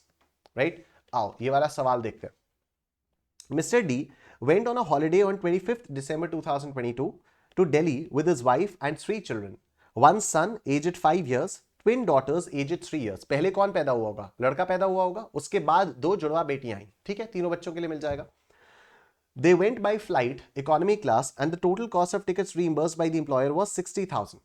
45,000 was for adults, 45,000 for adults and 15,000 for 3 minor children. तो 5-5 हजार का ticket बच्चों का और 45,000 rupees या जो है वो अडल्ट्स का। कोई दिक्कत वाली बात नहीं है, सबका एग्जेम्पशन मिल जाएगा। ठीक है, compute the amount of LTC exempt, पूरा का पूरा 60,000 रुपीज एग्जेम्प्ट हो जाएगा। Will there be any difference if among his 3 children the twins were 5 years old and the son 3 years old? ठीक है, क्या एग्जेम्पशन में कोई डिफरेंस आता अगर ये जो दो बच्चे हैं, जो जुड़वा बच्चे हैं, वो 5 साल के होते और जो सिंगल सन है वो 3 इयर्स ओल्ड होता? यस, पहले आपको जुड़वा बच्चे हो गए तो दूसरी बार आपको बच्चे करने की कोई जरूरत ही नहीं थी। ठीक है, ये वाली बात है। तो फिर ऐसे केस में एक बच्चे का जो टिकट है वो टैक्सेबल हो जाएगा। तो 15,000 का टिकट 3 बच्चों के लिए, तो एक बच्चे के लिए 5,000 का टिकट होगा, तो ये 5,000 रुपीज आपका टैक्सेबल हो जाएगा। ठीक, नेक्स्ट कॉन्सेप्ट आता है रिट्रेंचमेंट कॉम्पनसेशन वाला। ठीक है, रिट्रेंचमेंट कॉम्पनसेशन का मतलब होता है जब एम्प्लॉयर जो है वो जानबूझकर ले ऑफ करता है एम्प्लॉइज को। जैसे अभी रिसेंटली आप लोगों ने बहुत सुना होगा कि अनअकैडमी में ले ऑफ्स हो रहे हैं, बाईजूस में ले ऑफ्स हो रहे हैं, अमेजॉन में ले ऑफ्स हो रहे हैं, गूगल में ले ऑफ्स हो रहे हैं। ठीक है, तो बहुत सारी ऐसी बड़ी बड़ी कंपनीज जो है वो एम्प्लॉइज को ले ऑफ कर रही हैं, specially after coming with this AI, chat GPT and so on. Right, तो उसकी वजह से और एम्प्लॉइज जो हैं वो ले ऑफ हो रहे हैं, क्योंकि काफी सारा काम जो एम्प्लॉइज करते थे, जो लेबोरियस या मोनोटोनस वर्क होता था, वो ऑटोमेट किया जा सकता है और क्रिएटिवली किया जा सकता है with the help of artificial intelligence. Right, तो जब एम्प्लॉयर अपने एम्प्लॉइज की छटनी करेगा, रिट्रेंच करेगा, उनको उनको ले ऑफ करेगा, तो उसके लिए उसको कॉम्पनसेट करना होगा। राइट, और जो कॉम्पनसेशन होगा वो एम्प्लॉई के हाथ में सैलरी में टैक्सेबल हो जाएगा, एक तरह से परक्विजिट हो जाएगी। राइट, तो उसमें कितना एग्जेम्पशन है वगैरह वगैरह, उसके बारे में हम लोग यहां पर बात करते हैं। तो when an organisation lays of its employees, it gives them some compensation known as retrenchment compensation. It is taxable in the hands of employees. Exemption is available to the extent of least of the following: actual received, statutory limit 5 lakh rupees, या compensation as per Industrial Dispute Act. अब ये compensation as पर industrial dispute act किस तरह से देखा जाता है? तो 15/26 into average salary of the last 3 months into number of years of completed service, fraction of months को आपको इग्नोर करना होता है। ठीक है, तो 15/26 into average salary of the last 3 months into number of years of completed service। Average salary में हम लोग यहां पर क्या लेते हैं? Basic plus DA in terms plus commission on turnover. Simple. Mr. Gobind received retrenchment compensation of 10 lakh rupees after 30 years, 4 months of service. 4 महीने को इग्नोर करेंगे। At the time of retrenchment, he was drawing a basic salary of 20,000 rupees per month. Dearness allowance was 5,000 rupees per month. Compute his taxable retrenchment compensation. तो retrenchment compensation मिला कितना? 10 lakh rupees का मिला। तो least of the following will be exempt: actual received 10 lakh, statutory limit 5 lakh rupees, compensation as per Industrial Dispute Act, मतलब 15/26 into average salary for the last 3 months into number of years of completed service, right? तो basic salary for the last 3 months आपकी ये आ गई। Dearness allowance ये आ गया आपका। हम मान रहे हैं कि ये इन टर्म्स है, ठीक है, इवन दो क्वेश्चन में नहीं लिखा हुआ था कि डियरनेस अलाउंस इन टर्म्स है, नॉट इन टर्म्स है, हम अज्यूम कर रहे हैं कि ये इन टर्म्स है। The entire dearness allowance is in terms, आपको नोट देना होगा। राइट, कमीशन ऑन टर्नओवर कुछ था नहीं, तो ये आपका टोटल आ गया। राइट, अब इसको 3 से डिवाइड किया, इसको 3 से डिवाइड किया, तभी तो एवरेज आएगा। Average salary for the last 3 months, तो 3 महीनों की सैलरी निकाली और उसका एवरेज किया, डिवाइडेड बाय 3 किया। ठीक है, तो ये 75,000 डिवाइडेड बाय 3, 15/26 किया इसको, and for every completed year of service ये आपका आ गया। ठीक है, इसमें से क्या एग्जेम्प्ट है? इसमें से ये एग्जेम्प्ट हो जाएगा, and this will be taxable value of retrenchment compensation. I am sure सब समझ में आ गया। बोलो निश्चय फॉरएवर। वीडियो को कर दो लाइक आप लोग।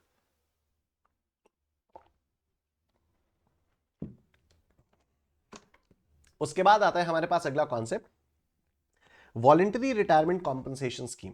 ठीक है, तो वीआरएस में क्या होता है? वॉलंटरी रिटायरमेंट स्कीम में इसमें क्या होता है कि एम्प्लॉयर जो है वो एम्प्लॉई से कहता है कि आप ना वॉलंटरीली रिटायरमेंट के लिए एप्लीकेशन डाल दो। ठीक है, तो अगर मेरी कोई ऑर्गेनाइजेशन है, मैंने एम्प्लॉइज से कहा कि आप वॉलंटरीली रिटायरमेंट डाल दो अपना। ठीक है, अब वॉलंटरीली रिटायरमेंट करने के लिए अगर मैं कह रहा हूं, वॉलंटरीली मतलब आप अपनी मर्जी से डाल दो, अभी आपकी उम्र हुई नहीं है रिटायरमेंट की, लेकिन आप फिर भी एक एप्लीकेशन डाल दो कि हम तो जल्दी रिटायर होना चाहते हैं। ठीक है, तो उसके लिए मैं आपको कुछ पैसा दूंगा, लमसम पैसा कुछ दूंगा, वो आपके हाथ में टैक्सेबल हो जाएगा। ठीक, तो when employees are asked to retire voluntarily and a lump sum payment is made to them, it is known as voluntary retirement scheme compensation. Such amount is taxable in the hands of the employee. Exemption is available to the extent of least of the following. पहला क्या? Actually received. दूसरा statutory limit, यहां पर भी 5 लाख रुपए, फिर 3 into salary per month into number of years of completed service, और फिर last drawn salary into remaining months of service left. Last drawn salary into remaining months of service left. Salary में यही आ जाएगा, basic plus DA in terms plus commission on turnover. ठीक, और ये वाला question देखते हैं। Mr. Datta received voluntary retirement compensation of 7 lakh rupees after 30 years 4 months of service. He still has 6 years of service left. अभी भी 6 साल की नौकरी बची है. At the time of voluntary retirement, he was drawing a basic salary of 20,000 rupees per month. Dearness allowance, which forms part of the basic pay, 5,000 rupees per month. Compute his taxable voluntary retirement compensation, assuming that he does not claim any relief under section 89. अब ये relief under section 89 क्या होता है, इसके बारे में भी हम लोग इवेंचुअली बात करेंगे. तो 7 लाख रुपीस का इनको वॉलंटरी रिटायरमेंट कॉम्पनसेशन मिला है. ठीक है, तो इसमें से हम माइनस करेंगे क्या क्या. Least of the following: compensation actually received 7 lakh rupees, statutory limit 5 lakh rupees. Now 3 months salary into completed years of service. तो 3 months की सैलरी में क्या आएगा, basic plus DA in terms plus commission on turnover. Basic salary 20,000 plus 5,000 DA in terms into 3 into 30. ठीक है, 3 months की salary ना, तो अब 1 महीने की सैलरी लेके इनटू 3 कर दिया, 30 ये आ गया आपका. और फिर आ जाता है लास्ट ड्रॉन सैलरी यानी 20,000 plus 5,000, right, into remaining months left of service. तो अभी 6 साल की सर्विस बाकी है, तो 6 years इंटू 12 यहां पर आपका ये हो जाएगा. और इसमें से जो भी सबसे कम होगा वो माइनस हो जाएगा. सबसे कम 5 लाख रुपीस है, तो 5 लाख रुपीस यहां पर माइनस हो जाएगा. तो 2 lakh rupees will be the taxable value.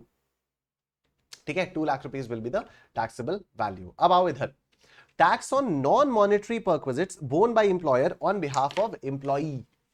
तो इसमें क्या हो जाता है, इसमें ये होता है कि जैसे एम्प्लॉयर ने एम्प्लॉई को नॉन मॉनेटरी परक्विजिट का मतलब क्या हो गया कि सपोज रेंट फ्री अकोमोडेशन दे दी.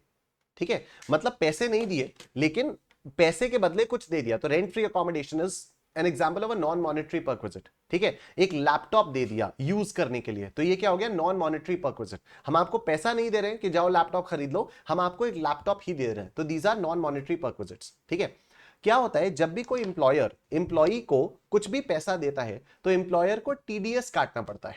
एम्प्लॉयर को टैक्स डिडक्टेड एट सोर्स मतलब टीडीएस काटना पड़ता है, राइट. अब आप एक प्रैक्टिकल बात सोचो कि अगर एम्प्लॉयर ने सपोज आप कहीं पर जॉब कर रहे हो, राइट, आपकी मंथली सैलरी 1 लाख रुपीस है, आपकी मंथली सैलरी 1 लाख रुपीस है, और एम्प्लॉयर आपका टीडीएस काटता है सपोज 25% के रेट से.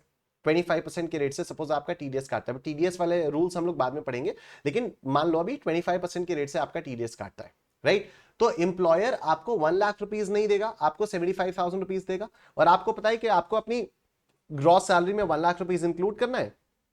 जो भी आपकी अल्टीमेट टैक्स लायबिलिटी आएगी उसमें से जितना भी पोर्शन आपका टीडीएस कटा हुआ है उसका आपको क्रेडिट मिल जाएगा. डन, एकदम सीधी सी बात है. अब लेकिन यहां पर 1 लाख रुपीस पर अगर आपका टीडीएस कट रहा है 25,000 रुपीस, तो एटलीस्ट आपके हाथ में 75,000 रुपीस तो आ रहा है. मान लो एम्प्लॉयर ने मेरे को इस 1 लाख रुपीस के अलावा एक मकान रहने के लिए दे दिया. ठीक है, एम्प्लॉयर ने मेरे को इस 1 लाख रुपीस के अलावा एक मकान रहने के लिए दे दिया. क्या उस मकान के बदले कुछ भी पैसा आया मेरे पास, लेकिन उस मकान की वैल्यू मेरी सैलरी वैल्यू में तो इंक्लूड हो जाएगी, राइट. सपोज मकान की वैल्यू 20,000 रुपीस इंक्लूड हो गई, 20,000 रुपीस इंक्लूड हो गई. अब देखो 1 लाख रुपीस पर जब 25% का टीडीएस कट रहा था, 1 लाख रुपीस पर जब 25% का टीडीएस कट रहा था, तो मेरे पास 75,000 रुपीस आ रहा था. अब 1,20,000 रुपीस पर 25% का टीडीएस कट रहा है. ठीक है, 1,20,000 रुपीस पर 1,20,000 रुपीस पर 25% का टीडीएस कट रहा है, तो एक्स्ट्रा टीडीएस कटेगा, राइट. मेरे पास और पैसा कम आएगा.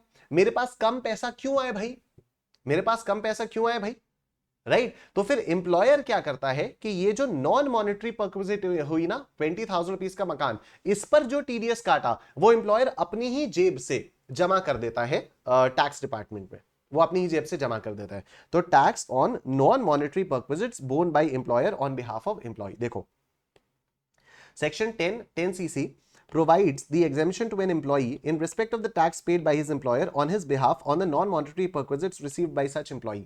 तो एम्प्लॉयर जितना टैक्स जमा करता है उसका एग्जेम्पशन हो जाता है, मतलब वो उसकी परक्विजिट में ऐड नहीं होता, और कायदे से होना भी नहीं चाहिए ना.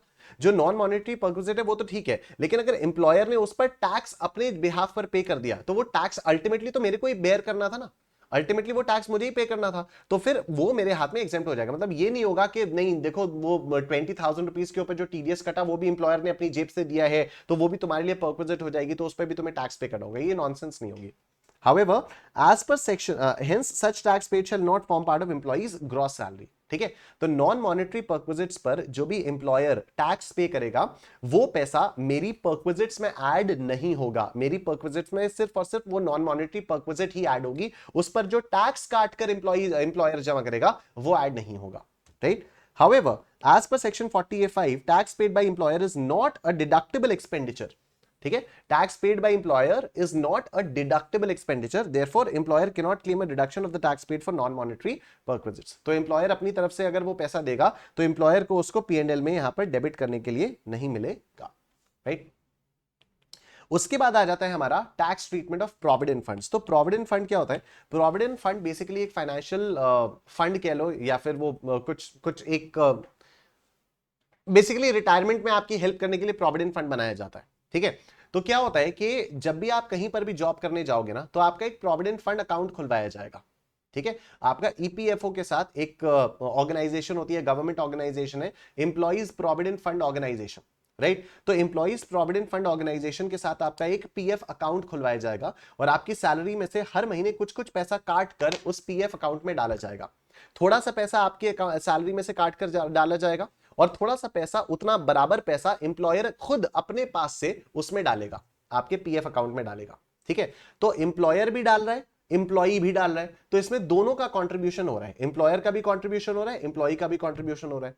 इस पीएफ पर इंटरेस्ट अक्यूमुलेट होता रहेगा। अब इंटरेस्ट अक्यूमुलेट एम्प्लॉयर वाले कंपोनेंट पर भी होगा और एम्प्लॉई वाले कंपोनेंट पर भी होगा, ठीक है। कभी ना कभी ये पीएफ मैच्योर करेगा, जब पीएफ मैच्योर करेगा तो आपको एक लमसम पैसा मिल जाएगा, ठीक है। तो चार चीजें हुई, एक तो एम्प्लॉयर कंट्रीब्यूशन, एक एम्प्लॉई कंट्रीब्यूशन, सॉरी पांच चीजें हुई, एक एम्प्लॉयर कंट्रीब्यूशन, एक एम्प्लॉई कंट्रीब्यूशन, एक इंटरेस्ट ऑन एम्प्लॉयर कंट्रीब्यूशन, एक इंटरेस्ट ऑन एम्प्लॉई कंट्रीब्यूशन, दूसरा और पांचवा मैच्योरिटी अमाउंट, मैच्योरिटी पर कितना पैसा मिलेगा, ठीक है।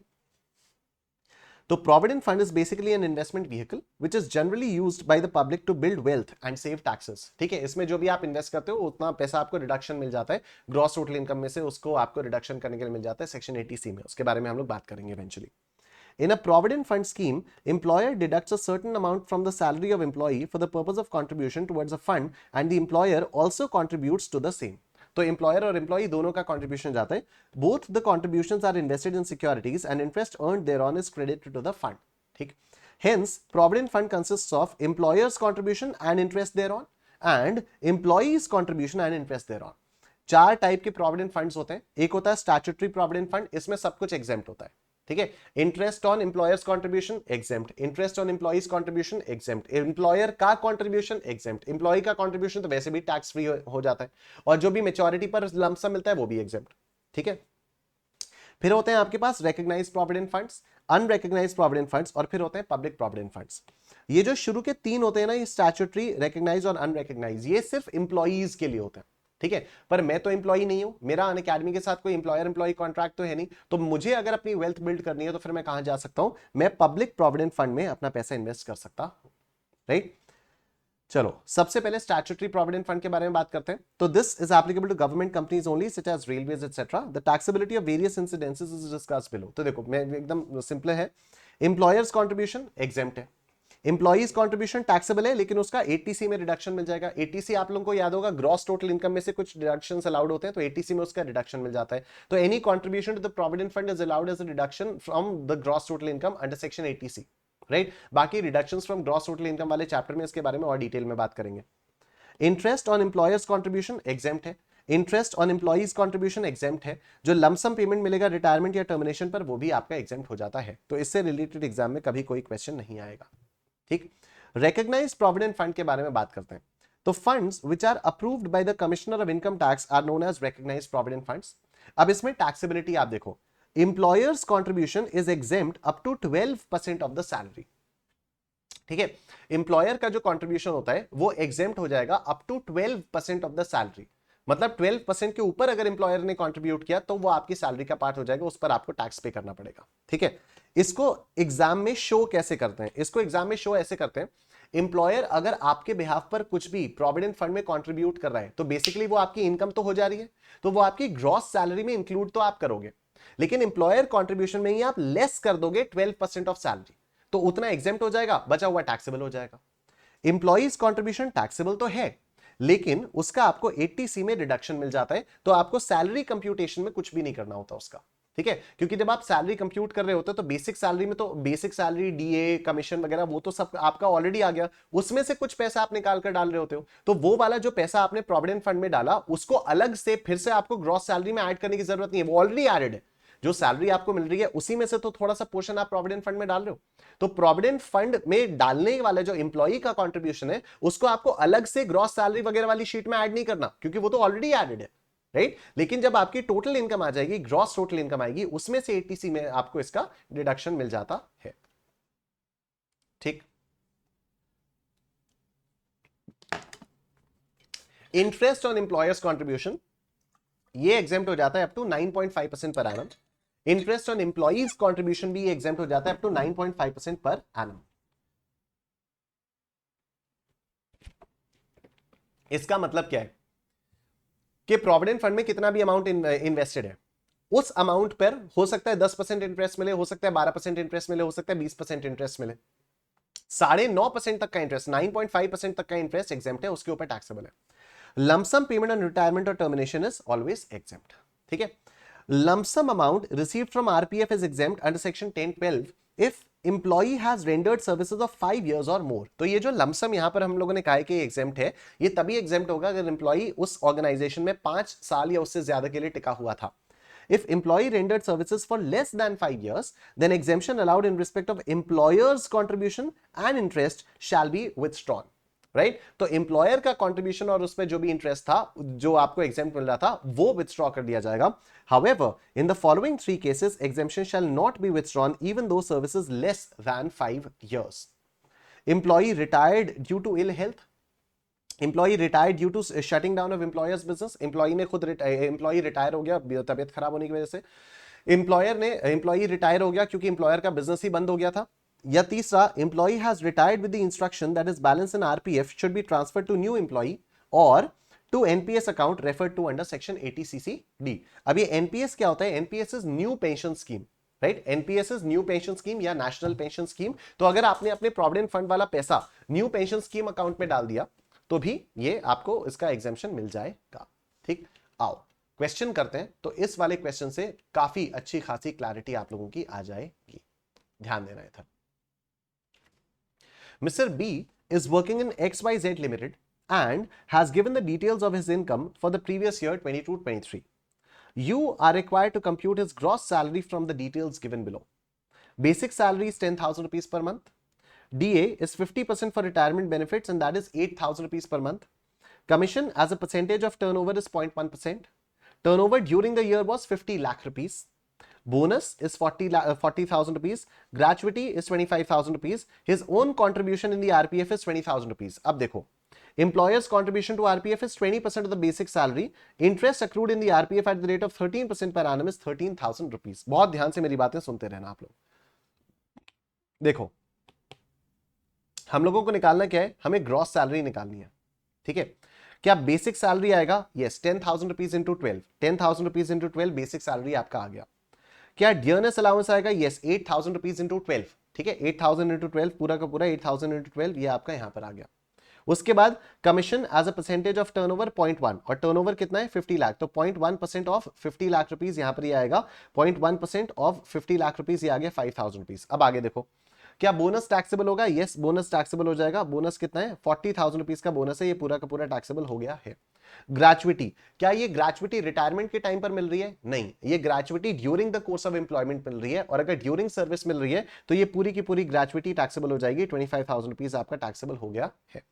His own contribution to RPF, क्या अपना खुद का कॉन्ट्रीब्यूशन आरपीएफ अब हम यहां पर ऐड करेंगे? नहीं करेंगे, क्योंकि यहां पर सारी सैलरी तो आप ऐड कर चुके हो ना। इसी सैलरी में से तो 20,000 रुपीज का आप कंट्रीब्यूशन कर रहे हो, तो एम्प्लॉय का खुद का कंट्रीब्यूशन यहां पर ऐड करने की कोई मतलब ही नहीं है, ठीक है। एम्प्लॉयर का contribution 20% of his basic salary, तो एम्प्लॉयर ने कितना कंट्रीब्यूट किया? 10,000 इंटू 12 कितना हो जाएगा? 1,20,000। इसका 20% एम्प्लॉयर ने कंट्रीब्यूट किया, जो कि हम सैलरी में इंक्लूड करेंगे। तो employers contribution to RPF is 24,000 rupees, which is basically 20% of 1,20,000 rupees, ठीक है। लेकिन इसमें एग्जेम्पशन कितना मिलता है? एग्जेम्पशन मिलता है अप टू 12% ऑफ सैलरी, और यहां पर सैलरी में क्या आएगा, basic plus DA in terms plus commission on turnover. तो देखो यहां पर आप इधर देखो, basic salary 120, DA in terms, DA in terms कितना है 96,000 रुपीज का तो पूरा डीए है, इसका 50% ही तो इन टर्म्स है, तो 48,000 रुपीज का डीए इन टर्म्स आ गया। कमीशन ऑन टर्नओवर ये आपका 5,000 आ गया, ये आई आपकी सैलरी। ठीक है, इसका 12% यानी 20,760 तक एग्जेम्प्ट है, तो यहां पर एम्प्लॉयर का कंट्रीब्यूशन 24,000 रुपीज आया, माइनस किया इसमें जितना एग्जेम्प्ट है 20,760, और उसके बाद ये जो 3,240 है, this will be the taxable value of the employers contribution to RPF.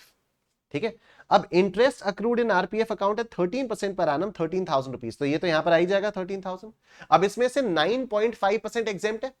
ठीक है, तो अब देखो 13% इंटरेस्ट आया है तो 13,000 रुपए आया है, राइट। 9.5% होता तो कितना आता, 9.5% इंटू 13,000 अपॉन 13%, तो 9,500 रुपीज ही आ जाता, तो this would be exempt and hence 3,500 rupees is taxable. ठीक है, तो ग्रॉस सैलरी आ गई आपकी 2,92,740 रुपीज, ये आपकी ग्रॉस टैक्सेबल सैलरी आ गई है। ठीक है, unrecognised provident fund, unrecognised provident fund में क्या क्या होता है, देखो बड़ा मजेदार चीज है। Funds which are not approved by the Commissioner of Income Tax are known as unrecognized होगा ना ये, funds which are not approved by Commissioner of Income Tax are known as unrecognized provident funds। ठीक है, तो the taxability of various incidences is discussed below। देखो employer का contribution exempt है, पूरा एग्जेम्प्ट है। ठीक, एम्प्लॉय का कंट्रीब्यूशन टैक्सेबल है और कोई डिडक्शन 80C में अलाउड नहीं है। अभी तक हम क्या कर रहे थे, एम्प्लॉय का कंट्रीब्यूशन टैक्सेबल है लेकिन डिडक्शन अलाउड है 80C में, राइट। तो यहां पर कोई डिडक्शन 80C में अलाउड नहीं है। अगर आप अनरिकॉग्नाइज्ड प्रोविडेंट फंड में इन्वेस्ट कर रहे हो तो 80C में आपको कोई डिडक्शन अलाउड नहीं है। Interest on employers contribution, this is not taxable when interest is credited, तो जब इंटरेस्ट क्रेडिट हो रहा है तब ये कोई टैक्सेबल नहीं है। Interest on employees contribution, this is also not taxable when interest is credited, लेकिन जब लमसम मिलेगा तब सब कुछ वसूल लेंगे। ठीक है, employers contribution is taxable under the head income from salaries, इसमें से आप 89 सेक्शन 89 की रिलीफ ले सकते हो। अब ये 89 की रिलीफ क्या होती है अभी थोड़ी देर में बात करेंगे। इंटरेस्ट ऑन एम्प्लॉयर्स कंट्रीब्यूशन ये भी टैक्सेबल हो जाएगा under the head income from salaries, और इसमें से relief under section 89 can be claimed. Same लिख दिया क्या,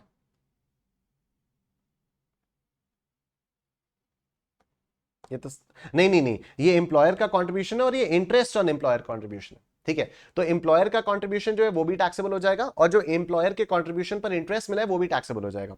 एम्प्लॉईज कंट्रीब्यूशन इज एग्जेम्प्ट, क्यों एग्जेम्प्ट, क्योंकि वो पहले ही टैक्सेबल हो गया था, 80C का कोई रिडक्शन तो मिला नहीं था, तो एम्प्लॉई का कंट्रीब्यूशन तो ऑलरेडी टैक्सेबल था। Interest on employees contribution taxable हो जाएगा under the head income from other sources. तो जब लमसम पेमेंट मिलेगा तो वो 4 पार्ट्स में चला जाएगा, एम्प्लॉयर का कंट्रीब्यूशन, इंटरेस्ट ऑन एम्प्लॉयर का कंट्रीब्यूशन, एम्प्लॉई का कंट्रीब्यूशन, इंटरेस्ट ऑन एम्प्लॉई का कंट्रीब्यूशन। ठीक, ये हो जाएगा। अब आओ क्वेश्चन नंबर 21 देखते हैं। What does question number 21 have to say for itself? Mr. A retires from service on December 31, 2022 after 25 years of service. Following are the particulars of his income or investments for the previous year 22-23. Basic pay at the rate of 16,000 rupees per month for 9 months is 1,44,000 rupees. Dearness pay 50% forms part of the retirement benefits 88,000 rupees per month for 9 months, 72,000 rupees. Lump sum payment received from unrecognized provident fund 6 lakh rupees. Deposits in PPF account 40,000 rupees. Deposit in PPF account 40,000 rupees. उसके बाद क्या हुआ? Out of the amount received from the unrecognized provident fund, employer's contribution was 2,20,000 rupees taxable as salary. Interest thereon was 50,000 rupees taxable as salary. Employees contribution was 2,50,000 rupees not taxable at all, and interest thereon 60,000 rupees taxable as income from other sources. What is the taxable portion of the amount received from the unrecognized provident fund in the hands of Mr. A for the assessment year 23-24? What would be your answer if the fund was a recognized provident fund? तो बहुत ही simple सा है। Income from salary, employer contribution आपका 2,20,000 rupees है, ठीक है। Interest on employers contribution 50,000 rupees हो गया, 270 तो ये हो गया। अब इनकम फ्रॉम अदर सोर्सेज में क्या होगा, interest on employees contribution which is 60,000 rupees, ये आपकी टैक्सेबल इनकम आ जाएगी फ्रॉम अनरिकॉग्नाइज्ड प्रोविडेंट फंड से जो भी आपको पैसा मिल रहा है। If the fund was a recognised provident fund and the maturity is taking place after a service of 25 years, entire amount received on maturity of RPF will be fully exempt from tax. ठीक है, तो lump sum पैसा जो भी मिलेगा वो पूरा का पूरा एग्जेम्प्ट हो जाएगा। क्यों एग्जेम्प्ट हो जाएगा? क्योंकि जब एम्प्लॉयर का कंट्रीब्यूशन था, ठीक है, तो वो हमने पहले ही टैक्स कर दिया था, 12% तक एग्जेम्प्ट किया था, उसके ऊपर टैक्स कर दिया था। जब इंटरेस्ट ऑन एम्प्लॉयर्स कंट्रीब्यूशन मिल रहा था या इंटरेस्ट ऑन एम्प्लॉइज कंट्रीब्यूशन मिल रहा था, तो वो 9.5% तक हमने एग्जेम्प्ट करके बाकी उसी समय टैक्सेबल कर दिया था। तो जैसे जैसे क्रेडिट होता रहता था वैसे वैसे टैक्सेबल होता रहता था। तो लमसम पेमेंट जब भी मिलेगा मेच्योरिटी पर, तो वो कंप्लीटली एग्जेम्प्ट हो जाएगा। ठीक है, अब पब्लिक प्रोविडेंट फंड के बारे में फटाफट से हम लोग बात करते हैं।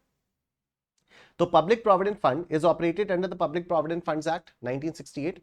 Membership of the fund is open to every individual, though it is ideally suited to self-employed people, right? A salaried employee may also contribute to the PPF in addition to the fund operated by his employer.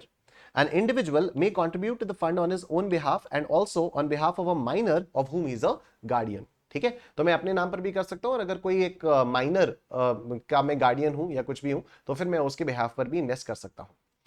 80C में deduction लेने के लिए कम से कम 500 रुपए का investment करना होगा साल भर में। ठीक है, सेक्शन 80C में पीपीएफ में अगर हम इन्वेस्ट करते हैं तो उसका रिडक्शन मिलता है। जब हम लोग deductions from gross total income वाला चैप्टर करेंगे तो वहां पर हम लोग इसके बारे में बात करेंगे। तो 500 रुपीज का मिनिमम इन्वेस्टमेंट हम लोगों को करना होता है, तब जाकर 80C में रिडक्शन मिलता है। Maximum amount that may qualify for deduction of this amount is 1,50,000 rupees as per PPF rules, right? A member of PPF may deposit his contribution in as many installments in as many multiples of 500 rupees as is convenient to him. ठीक है, साल भर है आपके पास, 500 के multiples में जितनी बार आपको पैसा डालना है आप डाल सकते हो। आप 1.5 लाख से ऊपर भी डाल सकते हो, लेकिन 1.5 लाख से ऊपर का ना तो आपको रिडक्शन मिलेगा ना तो उसके ऊपर इंटरेस्ट मिलेगा। ठीक है, तो इंटरेस्ट आपको 1.5 लाख तक का ही मिलेगा, 1,50,000 रुपीज तक का ही आपको इंटरेस्ट मिलेगा। Amount of contribution may be paid at any of the offices or branch offices of the State Bank of India or its subsidiaries and specified branches of banks or any post office. Taxability of various incidences क्या है? Employers contribution applicable ही नहीं है। Employees contribution taxable है, लेकिन इसका 80C में reduction मिल जाएगा। Interest on employers contribution applicable ही नहीं है। Interest on employees contribution fully exempt है, और lump-sum payment भी fully आपका exempt हो जाता है। Finally, we have arrived at the last topic of salaries, and that is relief under section 89. ठीक है, relief under section 89। आओ देखो, बड़ा मजा आएगा इसमें। इसमें होता क्या है कि मान लो आपकी कोई सैलरी डिस्प्यूटेड थी, ठीक है, जैसे अभी हमारा करंट फाइनेंशियल ईयर कौन सा है, 22-23। मुझे पता है अभी हम 23-24 में, लेकिन आपके एग्जाम के लिए 22-23 ही एप्लीकेबल है, इसलिए मैं 22-23 बोल रहा हूं, राइट? तो अभी हमारा करंट फाइनेंशियल ईयर है 22-23, इस पर स्लैब रेट्स जो भी हैं उसके ऊपर हमें टैक्सेबिलिटी लग रही है। मान लो मेरे पास कोई 3 साल पुराना डिस्प्यूटेड अमाउंट था, ठीक है, 3 साल पहले मैंने कुछ कहा था कि मुझे इतनी सैलरी मिलनी चाहिए, 3 साल पहले मैंने अपने एम्प्लॉयर से कहा था मुझे इतनी सैलरी एक्स्ट्रा मिलनी चाहिए, वो अमाउंट तब से डिस्प्यूटेड पड़ा हुआ है, और आज जाकर मुझे वो पैसा मिल रहा है, आज जाकर मुझे वो पैसा मिल रहा है। अब ये जो एडवांस सैलरी और एरियर्स ऑफ सैलरी होती हैं, ये तो ईयर ऑफ रिसीट पर टैक्सेबल होती हैं। कल हम लोगों ने बात की थी कि जो भी आपकी सैलरी होती है वो वैसे तो ड्यू बेसिस पर टैक्सेबल होती है, लेकिन एडवांस सैलरी और arrears of salary these are taxable on receipt basis. ठीक है, तो अब 3 साल पुराना पैसा अगर मुझे आज मिल रहा है तो वो इस साल में टैक्सेबल होगा, लेकिन इसमें एक पंगा फंस सकता है। क्या पंगा फंस सकता है कि सपोज 3 साल पहले जो रेट ऑफ टैक्स था वो कम था और इस साल रेट ऑफ टैक्स ज्यादा है, तो मुझे उस अमाउंट पर जो कि मुझे 3 साल पहले मिलना चाहिए था, जिस पर मुझे कम टैक्स देना पड़ता, क्योंकि मुझे आज मिल रहा है इसलिए मुझे आज के रेट से टैक्स देना पड़ रहा है और वो ज्यादा टैक्स देना पड़ रहा है। तो रिलीफ अंडर सेक्शन 89 बहुत ही सिंपल सी चीज कहता है, वो कहता है कि ठीक है, ये जो तुम्हें पैसा 3 साल पहले वाला अभी मिला, इस पैसे पर तुम 3 साल पहले वाले रेट से ही टैक्स दे दो। ठीक है, इस पैसे पर तुम 3 साल पहले वाले रेट से ही टैक्स दे दो। तो रेट चेंज होने की वजह से जितना एक्स्ट्रा टैक्स देना पड़ रहा था उसकी हम लोगों को क्या दे दी गई, उसकी हम लोगों को राहत दे दी गई, और इसी को रिलीफ कहा जाता है। ठीक है, आई होप ये कॉन्सेप्ट आपको रिकॉल हो गया होगा। इसका प्रेजेंटेशन, इसकी कैलकुलेशन थोड़ी सी टेक्निकल है, लेकिन इसका जो कॉन्सेप्ट है वो एकदम सिंपल सा है, राइट? तो अब इसको एक क्वेश्चन के थ्रू ही मैं आप लोगों को बताता हूं। क्वेश्चन क्या है, देखो, In case of Mr. Hari, who turned 70 years on 28th March 2023, बहुत आराम से वाला क्वेश्चन मैं आपको करवाऊंगा, ठीक है? In case of Mr. Hari, who turned 70 years on 28th March 2023, you are informed that the salary computed for the previous year 22-23 is 10,20,000 rupees and arrears of salary received is 3,45,000 rupees. ठीक है, मतलब पिछले किसी साल की कोई disputed salary रही होगी 3,45,000 रुपीज की जो इस साल मिली है. Further, you are given the following details related to earlier years to which the arrears of salary received is attributable to. तो ये 3,45,000 रुपीज की जो सैलरी है वो कौन कौन से साल से रिलेटेड है? ये 3,45,000 रुपीज की जो एरियर्स हैं ये कौन कौन से साल से रिलेटेड है, इसकी इंफॉर्मेशन हम लोगों को यहां पर दी हुई है. ठीक है जी, आओ बात करते हैं, पढ़ते हैं.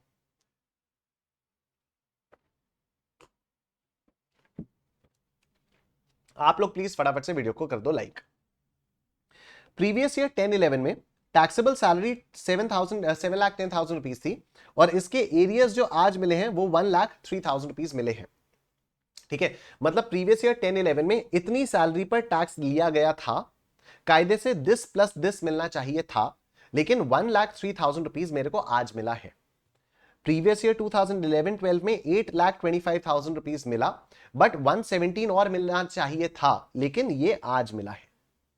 2012-13 में 950 मिला था, कायदे से 125 और मिलना चाहिए था, जो कि आज मिला है. Compute the relief available under Section 89 and tax payable for assessment year 23-24. Assume that Mr. Hari does not opt for Section 115 BAC. What is 115 BAC? 115 BAC is basically the new tax regime, जिसके बारे में हम लोग वो तब पढ़ेंगे जब हम Computation of Total Income and Tax Payable वाला चैप्टर पढ़ेंगे. ठीक है, तब मैं आपको 115 BAC के बारे में बताऊंगा. Now, अगर मुझे रिलीफ वगैरह कैलकुलेट करनी है, तो मुझे इन तीनों सालों के स्लैब रेट्स पता होने चाहिए. क्या ये प्रैक्टिकली पॉसिबल है कि मैं पिछले हर साल के स्लैब रेट्स याद करके जाऊं? नहीं. तो यहां पर क्वेश्चन में आपको लिखा हुआ सब कुछ मिल जाएगा. ठीक है, क्वेश्चन ने आपको एक तरह से ट्रिक किया है. कैसे ट्रिक किया है? क्वेश्चन ने यहां पर तो आपको प्रीवियस ईयर 10-11 बोला हुआ है, यहां पर आपको प्रीवियस ईयर्स दिए हुए हैं 10-11, 11-12, 12-13, पर यहां पर आपको असेसमेंट ईयर्स दिए हुए हैं 11-12, 12-13 और 13-14. ठीक है, तो यहां पर आप अपनी कन्वीनियंस के लिए लिख सकते हो प्रीवियस ईयर्स. ठीक है, 2011-12 की जगह आप 10-11 लिख लो, 12-13 की जगह आप 11-12 लिख लो. ठीक है, और 13-14 की जगह आप 2012-13 लिख लो, जिससे जब आप ये वाली इनकम देखो तो उस इनकम आप ये देखो ना 10-11 की इनकम है 1,03,000, तो वही 10-11 के स्लैब रेट्स ये है. ठीक है, ये for resident individuals of age of 60 years और मोर, मतलब ये सीनियर सिटीजन्स वाले स्लैब रेट्स हैं, और ये आपके अदर रेजिडेंट इंडिविजुअल्स वाले स्लैब रेट्स हैं.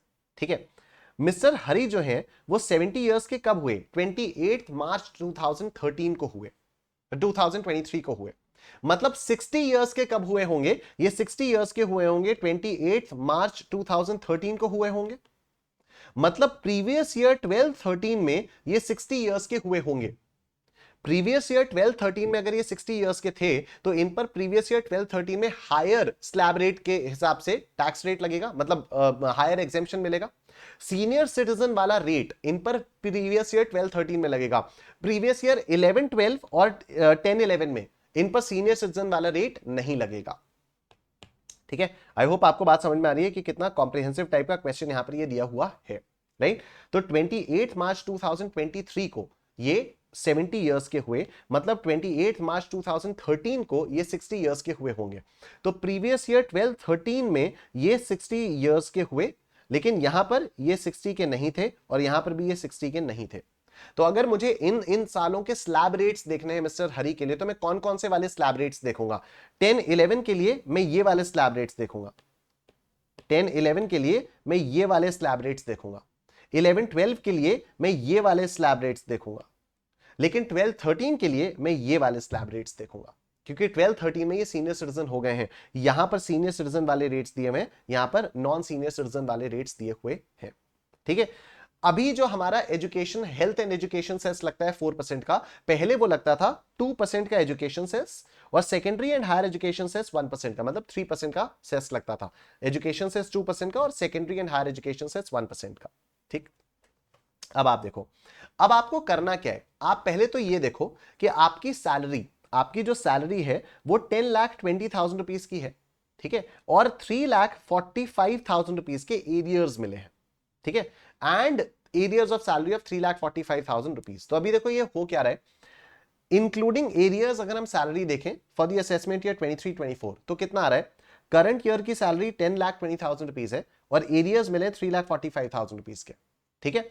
तो टैक्सेबल सैलरी आ गई आपकी 13,65,000 रुपीज, राइट। इस पर इनकम टैक्स कैलकुलेट किया 2,19,500 रुपीज आया। अब ये कैसे आया, क्योंकि अभी इस समय 70 ईयर्स के, तो 3 लाख रुपीज तक का एग्जेम्पशन हो जाएगा, 3 लाख रुपीज तक का एग्जेम्पशन हो जाएगा। देखो 13,65,000 ना, 3 लाख रुपीज तक का तो एग्जेम्पशन है, 3 से 5 2 लाख पर कितना 5% के रेट से ये, और फिर सॉरी 3 लाख से 5 लाख से हो गया, 5 लाख से 10 लाख 20%, तो 5 लाख पर 20% के रेट से, ठीक है। और 10 लाख से 1365 माइनस 10 लाख कितना आया, ये आया 3,65,000, इस पर 30% के रेट से ये आया एम प्लस एमआरसी। इस पर मैं जोड़ूंगा क्या, एजुकेशन सेस, तो हेल्थ एंड एजुकेशन सेस तो ये अलग जोड़ा हुआ है, तो 2,19,500 रुपीज ये आ गया, और इसमें हेल्थ एंड एजुकेशन सेस जोड़ा 8780, तो टैक्स पेबल टोटल आया आपका 228,280। This is including the arrears, this is including the arrears,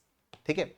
मान लो हम एरियर्स को इंक्लूड नहीं करते तो इनकी सैलरी सिर्फ 10,20,000 रुपीज की होती, ठीक है। इनकी सैलरी सिर्फ 10,20,000 रुपीज की होती, तो इस पर टैक्स कितना आता, इस पर टैक्स आता 1,16,000 रुपीज। कैसे आया ये देखो, सबसे पहले तो 0 से 3 नील, 3 से 5 यानी 2 लाख पर 5% के रेट से, 2 लाख पर 5% के रेट से ये आए 10,000, फिर 5 लाख पर 20% के रेट से ये आ गया, और फिर 10 लाख से 10,20,000 यानी 20,000 पर 30% के रेट से ये हो गया 1,16,000 रुपीज। इस पर 4% का हेल्थ एंड एजुकेशन सेस लग जाएगा 4640, तो 12640, ठीक है। अब सुनो, एरियर्स की वजह से कितना एक्स्ट्रा टैक्स आ रहा है, एरियर्स की वजह से कितना एक्स्ट्रा टैक्स आ रहा है, दिस माइनस दिस। यहां पर एरियर्स इंक्लूड करके टैक्स निकाला, यहां पर एरियर्स को एक्सक्लूड करके टैक्स निकाला, तो एरियर्स की वजह से कितना एक्स्ट्रा टैक्स आ रहा है, दिस माइनस दिस, यानी 228,280 माइनस 12640। एरियर्स की वजह से 1,07,640 रुपीज का एक्स्ट्रा टैक्स आ रहा है, ठीक है।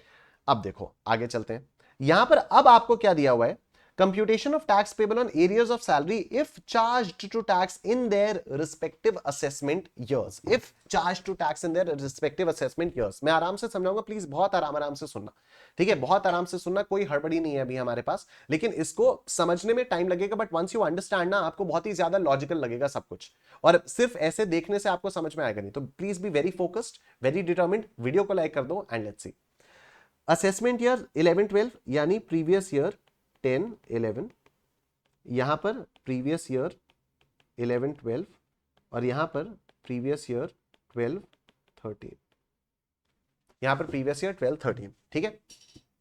Taxable salary including arrears 7,10,000 plus 1,03,000 के एरियर्स थे, ये देखो 7,10,000 और 1,03,000, ठीक है। तो पहले हम इंक्लूडिंग एरियर्स देख रहे हैं और उसके बाद हम एक्सक्लूडिंग एरियर्स देख रहे हैं, वैसे ही कर रहे हैं जैसे अभी हम लोगों ने इस करंट ईयर के लिए किया, करंट ईयर के लिए भी किया ना, इंक्लूडिंग एरियर्स और एक्सक्लूडिंग एरियर्स। देखो कॉन्सेप्ट आपको समझ में आ चुका है, प्रेजेंटेशन अगर आपको याद रहेगा ना, तो एग्जाम हॉल में आपको प्रेजेंट करने में टाइम नहीं वेस्ट होगा, ठीक है।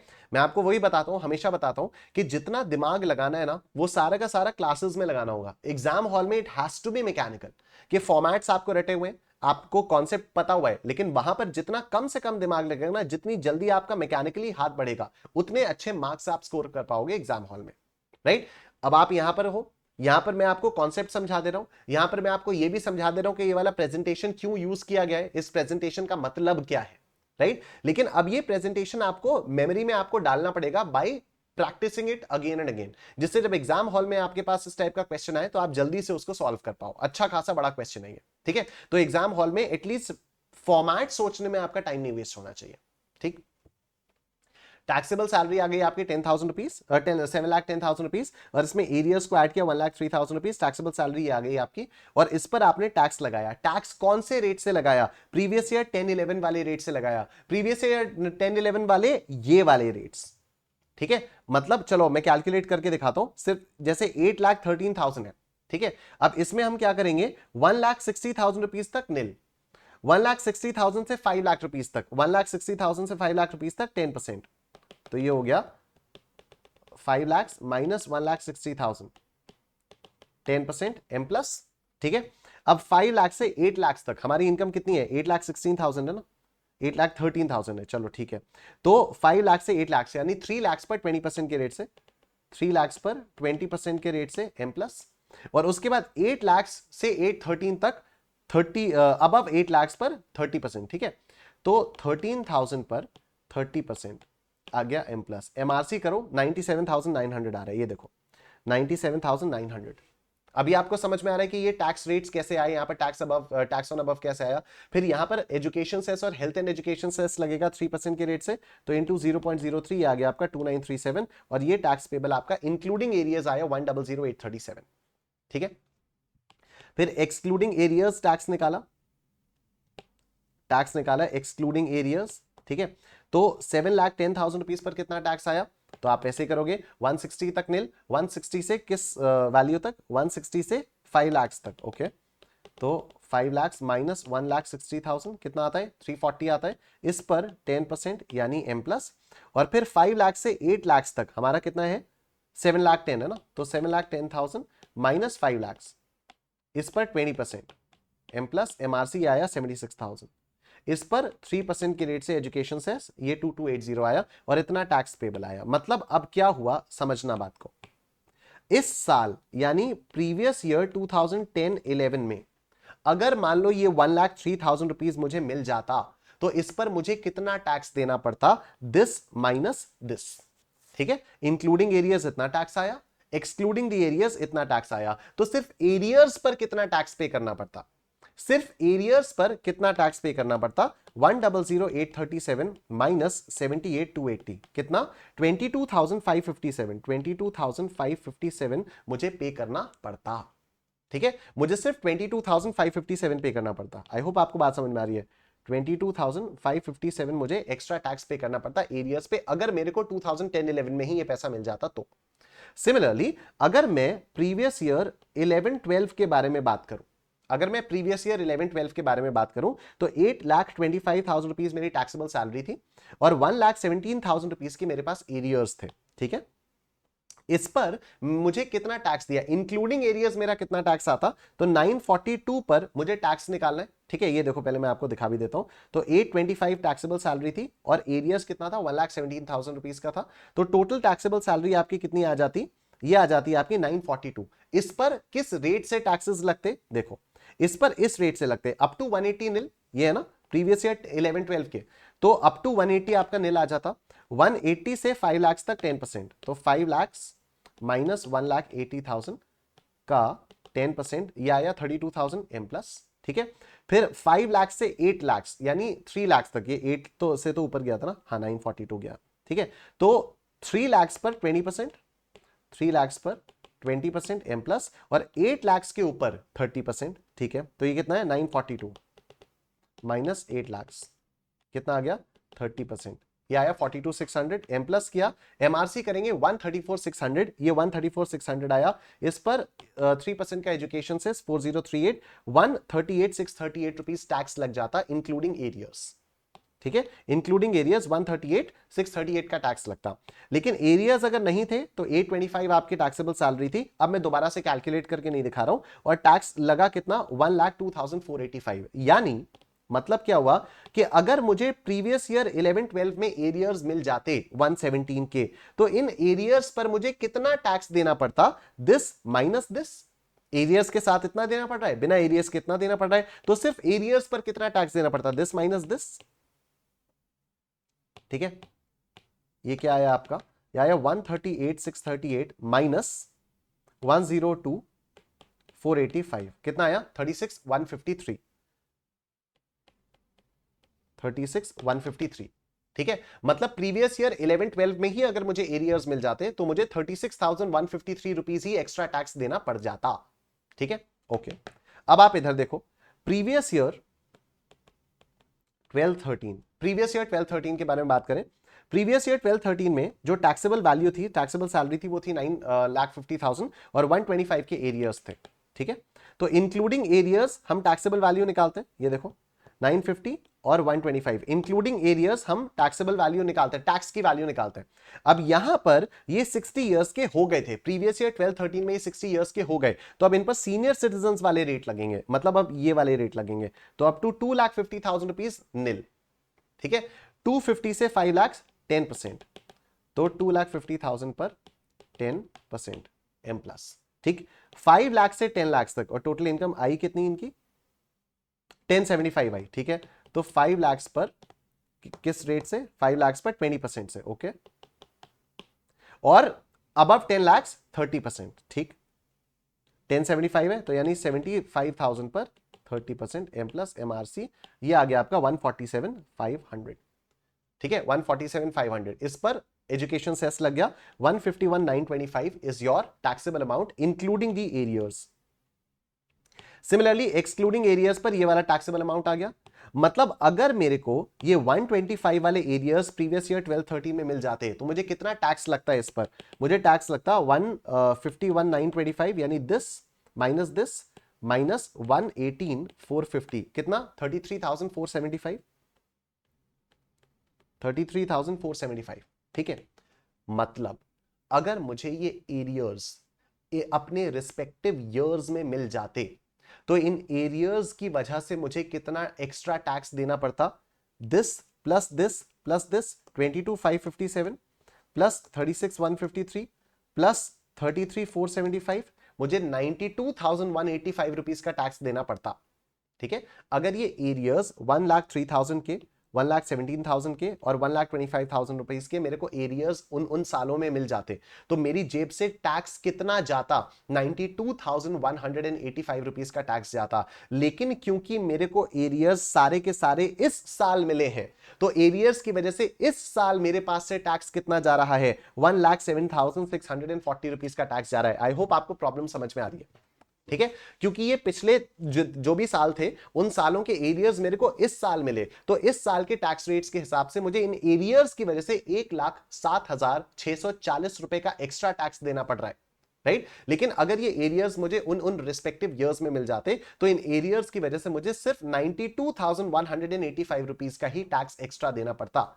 तो मैं सरकार से कह रहा हूं कि सिर्फ ये डिस्प्यूट की वजह से मुझसे ज्यादा टैक्स लिया जा रहा है, तो सरकार कह रही है कोई टेंशन वाली बात नहीं है, तुम 92,185 ही पे करो।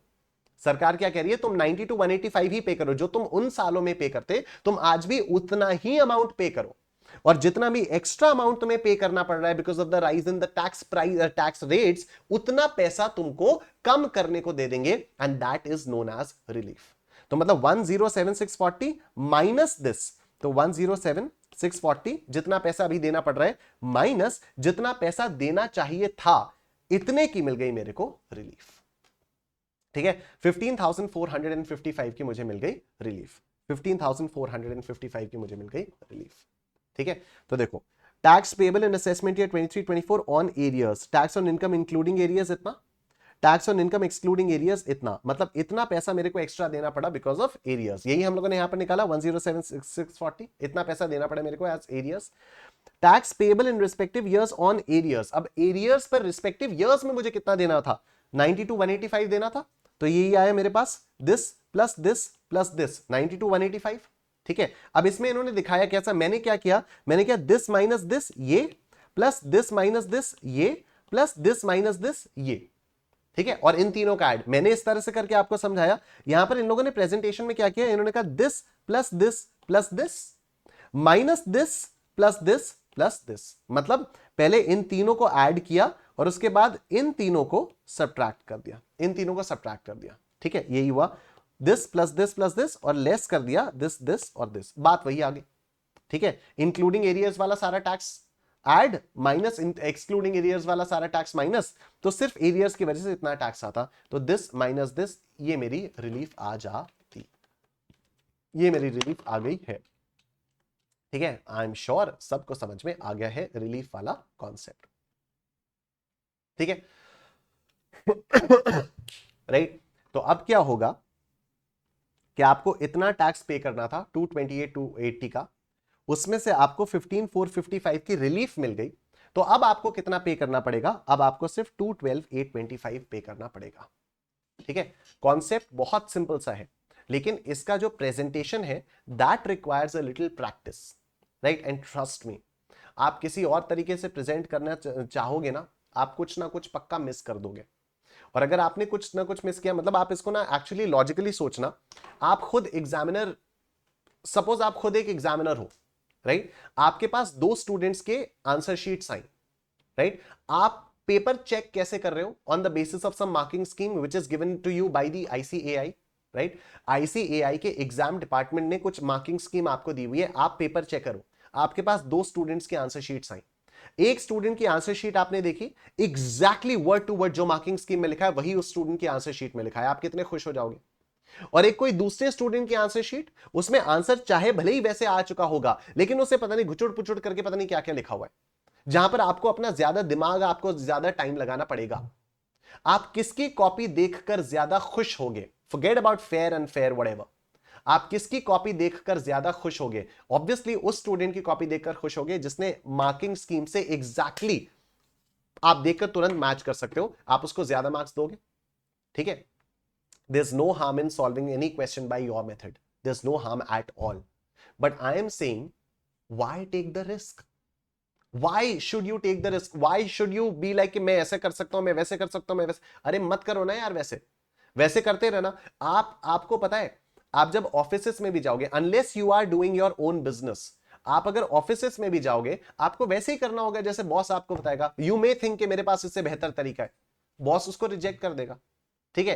It's a hard truth of life, it's actually the hard truth of life. आपको लगेगा आपका तरीका बॉस के बताए हुए तरीके से बेहतर है, आप बॉस के पास लेकर जाओगे कि सर मैंने इसको इस तरह से कर लिया। बहुत बहुत ही कम बॉसेस ऐसे होंगे जो अप्रिशिएट करेंगे, बाकी मैक्सिमम बोलेगा जैसे तुमको बताया तुम वैसे करो, ठीक है ना? तो उसके लिए आपको प्रिपेयर्ड रहना है, दैट्स इट, राइट? तो the best thing would be कि जो ये फॉर्मेट्स यहां पर दिए हुए हैं, आईसीएआई स्टडी मटेरियल के फॉर्मेट्स हैं भाई, इनके हिसाब से क्वेश्चंस को सॉल्व करो, आपको मार्क्स मिल जाएंगे, बहुत अच्छे से मार्क्स आपको आपके तरीके से भी मार्क्स मिलेंगे, मैं वो नहीं कह रहा हूं, लेकिन जो अगर मेथड्स यहां पर दिए हुए हैं और ये थोड़ा सा कॉम्प्लिकेटेड है तो इसको याद कर लो ना। फॉर्मेट ही तो याद करने के लिए कह रहा हूं, कैलकुलेशन थोड़ी रटने के लिए कह रहा हूं, फॉर्मेट याद कर लो। कॉन्सेप्ट आपको मैं समझा चुका हूं, लॉजिक मैं आपको समझा चुका हूं, आपको ये फॉर्मेट याद करना है, याद हो जाएगा, बहुत अच्छी बात है, 2 बार लिख के करोगे याद हो जाएगा, नहीं याद होगा तो कोई बात नहीं, अपने तरीके से कर लेना, ठीक है? आ जाओ, अब देखो लास्ट क्वेश्चन करते हैं सैलरीज का, राइट? काफी कॉम्प्रिहेंसिव सा क्वेश्चन है, इससे काफी सारी चीजें आपकी कवर हो जाएंगी, पूरी सारी चीजें कंसोलिडेट होकर आपके दिमाग में आ जाएंगी, बहुत सारी चीजें इस वाले क्वेश्चन में आ जाएंगी। देखो, from the following details find out the salary chargeable to tax for the assessment year 23-24 assuming he has not opted for the provisions of section 115 BSc, ठीक है? Mr. X is a regular employee of Rama and Company in Gurgaon. He was appointed on 1st January 2022. In the scale of 20,000, 1,000, 30,000, he is paid 10% DA and bonus equivalent to 1 month pay based on salary of March every year. He contributes 15% of his pay and DA towards his recognized provident fund and the company contributes the same amount. DA forms part of the pay for retirement benefits. ठीक, एक काम करते हैं, पहले तो इसने join कब किया? 1 जनवरी 2022 को ज्वाइन किया, राइट? 1 जनवरी 2022 को जब इसने ज्वाइन किया तो इसकी सैलरी 20,000 रुपीज की थी। फिर इसकी यही सैलरी चलेगी कब तक? 31 दिसंबर 2022 तक चलेगी, और 1 जनवरी 2023 से इसको 1,000 रुपीज का इंक्रीमेंट हो जाएगा। तो अब अगर हम प्रीवियस ईयर 22-23 के बारे में बात करें तो 1 अप्रैल 2022 से लेकर 31 दिसंबर 2022 तक इसकी जो सैलरी है वो कितनी है? 20,000 रुपीज पर मंथ, ठीक है? और 1 जनवरी 2023 से 31 मार्च 2023 तक की सैलरी क्या हो जाएगी? 21,000 rupees per month, 21,000 rupees per month, ठीक है? तो सैलरी में कैसे कैसे वो आ रहा है, ब्रेक आ रहा है, वो आई होप आपको समझ में आ रहा होगा। फिर आगे देखो, he is paid 10% DA, 10% DA हो गया, तो जो भी इसकी सैलरी है, जो भी इसकी एनुअल सैलरी उसका 10% डियरनेस अलाउंस हो गई, and bonus equivalent to 1 month pay based on salary of March every year. तो 31 मार्च को जो उसको सैलरी थी, कितनी थी? 21,000 रुपीज की सैलरी थी, तो बोनस कितने का होगा? बोनस 21,000 रुपीज का हो जाएगा। He contributes 15% of his pay and DA towards his recognized provident fund and the company contributes the same amount. DA forms part of the basic पे। अब ये रिकॉग्नाइज प्रोविडेंट फंड में पैसा डाल रहा है, ठीक है। 12% से एक्सेस अगर एम्प्लॉयर ने डाला, एम्प्लॉई का कंट्रीब्यूशन का कुछ नहीं करना है। एम्प्लॉई कहां से कंट्रीब्यूट करेगा? अपनी सैलरी में से ही तो कंट्रीब्यूट करेगा। तो एम्प्लॉई ने जो भी कंट्रीब्यूट किया उसका यहां पर कोई ट्रीटमेंट नहीं होना है सैलरी हेड में, ठीक है। उसका डिडक्शन आपको सीधा 80C में मिलेगा, ग्रॉस टोटल इनकम में से। एम्प्लॉयर जो कंट्रीब्यूट करेगा ना 15% ऑफ द बेसिक पे एंड डीए, उसको देखेंगे कि भाई तू 12% से एक्सेस में क्यों कर रहा है। 12% ऑफ द सैलरी से एक्सेस में जो भी करेगा उतना टैक्सेबल हो जाएगा, 12% तक एग्जेम्प्ट हो जाएगा, ठीक है। तो काफी सारी चीजें आ गई यहां पर इस वाले पैराग्राफ में। आगे देखो, he is provided free housing facility which has been taken on rent by the company at 10,000 rupees per month। Company ने जो रेंट फ्री अकोमोडेशन है वो किराए पर ले रखी है। तो यहां पर जो taxable value of rent free accommodation, rent free accommodation की जो टैक्सेबल वैल्यू वो आएगी, वो क्या आएगी? Actual rent paid by the employer यानी 10,000 रुपीज पर मंथ, या 15% ऑफ सैलरी। और यहां पर सैलरी में क्या आ जाएगा? Basic plus DA plus commission of all types plus bonus plus कोई भी और मॉनेटरी बेनिफिट्स होंगे अदर देन परक्विजिट्स, और प्लस सारे के सारे taxable allowances. Rent free accommodation में सैलरी में सब कुछ आ जाता था, ठीक है। Basic plus DA in terms plus commission on turnover नहीं, commission all types plus bonus plus taxable allowances plus जितने भी आपके और मॉनेटरी बेनिफिट्स है अदर देन परक्विजिट्स, ठीक। He is also provided with the following facilities. Facility of laptop costing 50,000 rupees। तो use of laptop दिया गया। Use of laptop official purpose के लिए माना जाता है, कंप्लीटली आपका एग्जेम्प्ट हो जाता है, ठीक। Company reimburse the medical treatment bill of his brother of 25,000 rupees who is dependent on him. तो ब्रदर का मेडिकल बिल का रीइंबर्समेंट अगर होगा, ठीक है, तो यहां पर कुछ दिया हुआ है क्या कि ये मेडिकल बिल जो है ये कहां पर है, ये एम्प्लॉयर के हॉस्पिटल में या गवर्नमेंट के हॉस्पिटल में या कुछ भी है? नहीं, ठीक है। तो ये आपका पूरा का पूरा टैक्सेबल हो जाएगा, ये आपका टैक्सेबल हो जाएगा। Monthly salary of 1,000 rupees of housekeeper is reimbursed by the company. ये कंपनी ने रीइंबर्स की है। रीइंबर्स की है मतलब एक ऐसी ऑब्लिगेशन जो कि एम्प्लॉई को मीट करनी चाहिए थी लेकिन कंपनी ने दी है, तो ये टैक्सेबल हो जाएगी। अ gift voucher of 10,000 rupees on the occasion of his marriage anniversary, पूरा का पूरा टैक्सेबल हो जाएगा, 5,000 से ज्यादा है। Conveyance allowance of 1,000 rupees per month is given by the company towards actual reimbursement of conveyance spent on official duty। ये आपका exempt हो जाएगा। official duty के लिए conveyance allowance ये exempt हो जाएगा। He is provided personal accident policy for which a premium of 5,000 rupees is paid by the company। तो medical insurance premium paid is always exempt। He is getting telephone allowance of 500 rupees per month। ये पूरा का पूरा आपका taxable हो जाएगा। Telephone allowance ये पूरा का पूरा आपका टैक्सेबल हो जाएगा, ठीक है। उसके बाद बस आपको और कुछ करना नहीं है, राइट। तो जब आप रेंट फ्री अकोमोडेशन देखोगे ना, तो रेंट फ्री अकोमोडेशन की वैल्यू आप हमेशा एकदम लास्ट में देखना।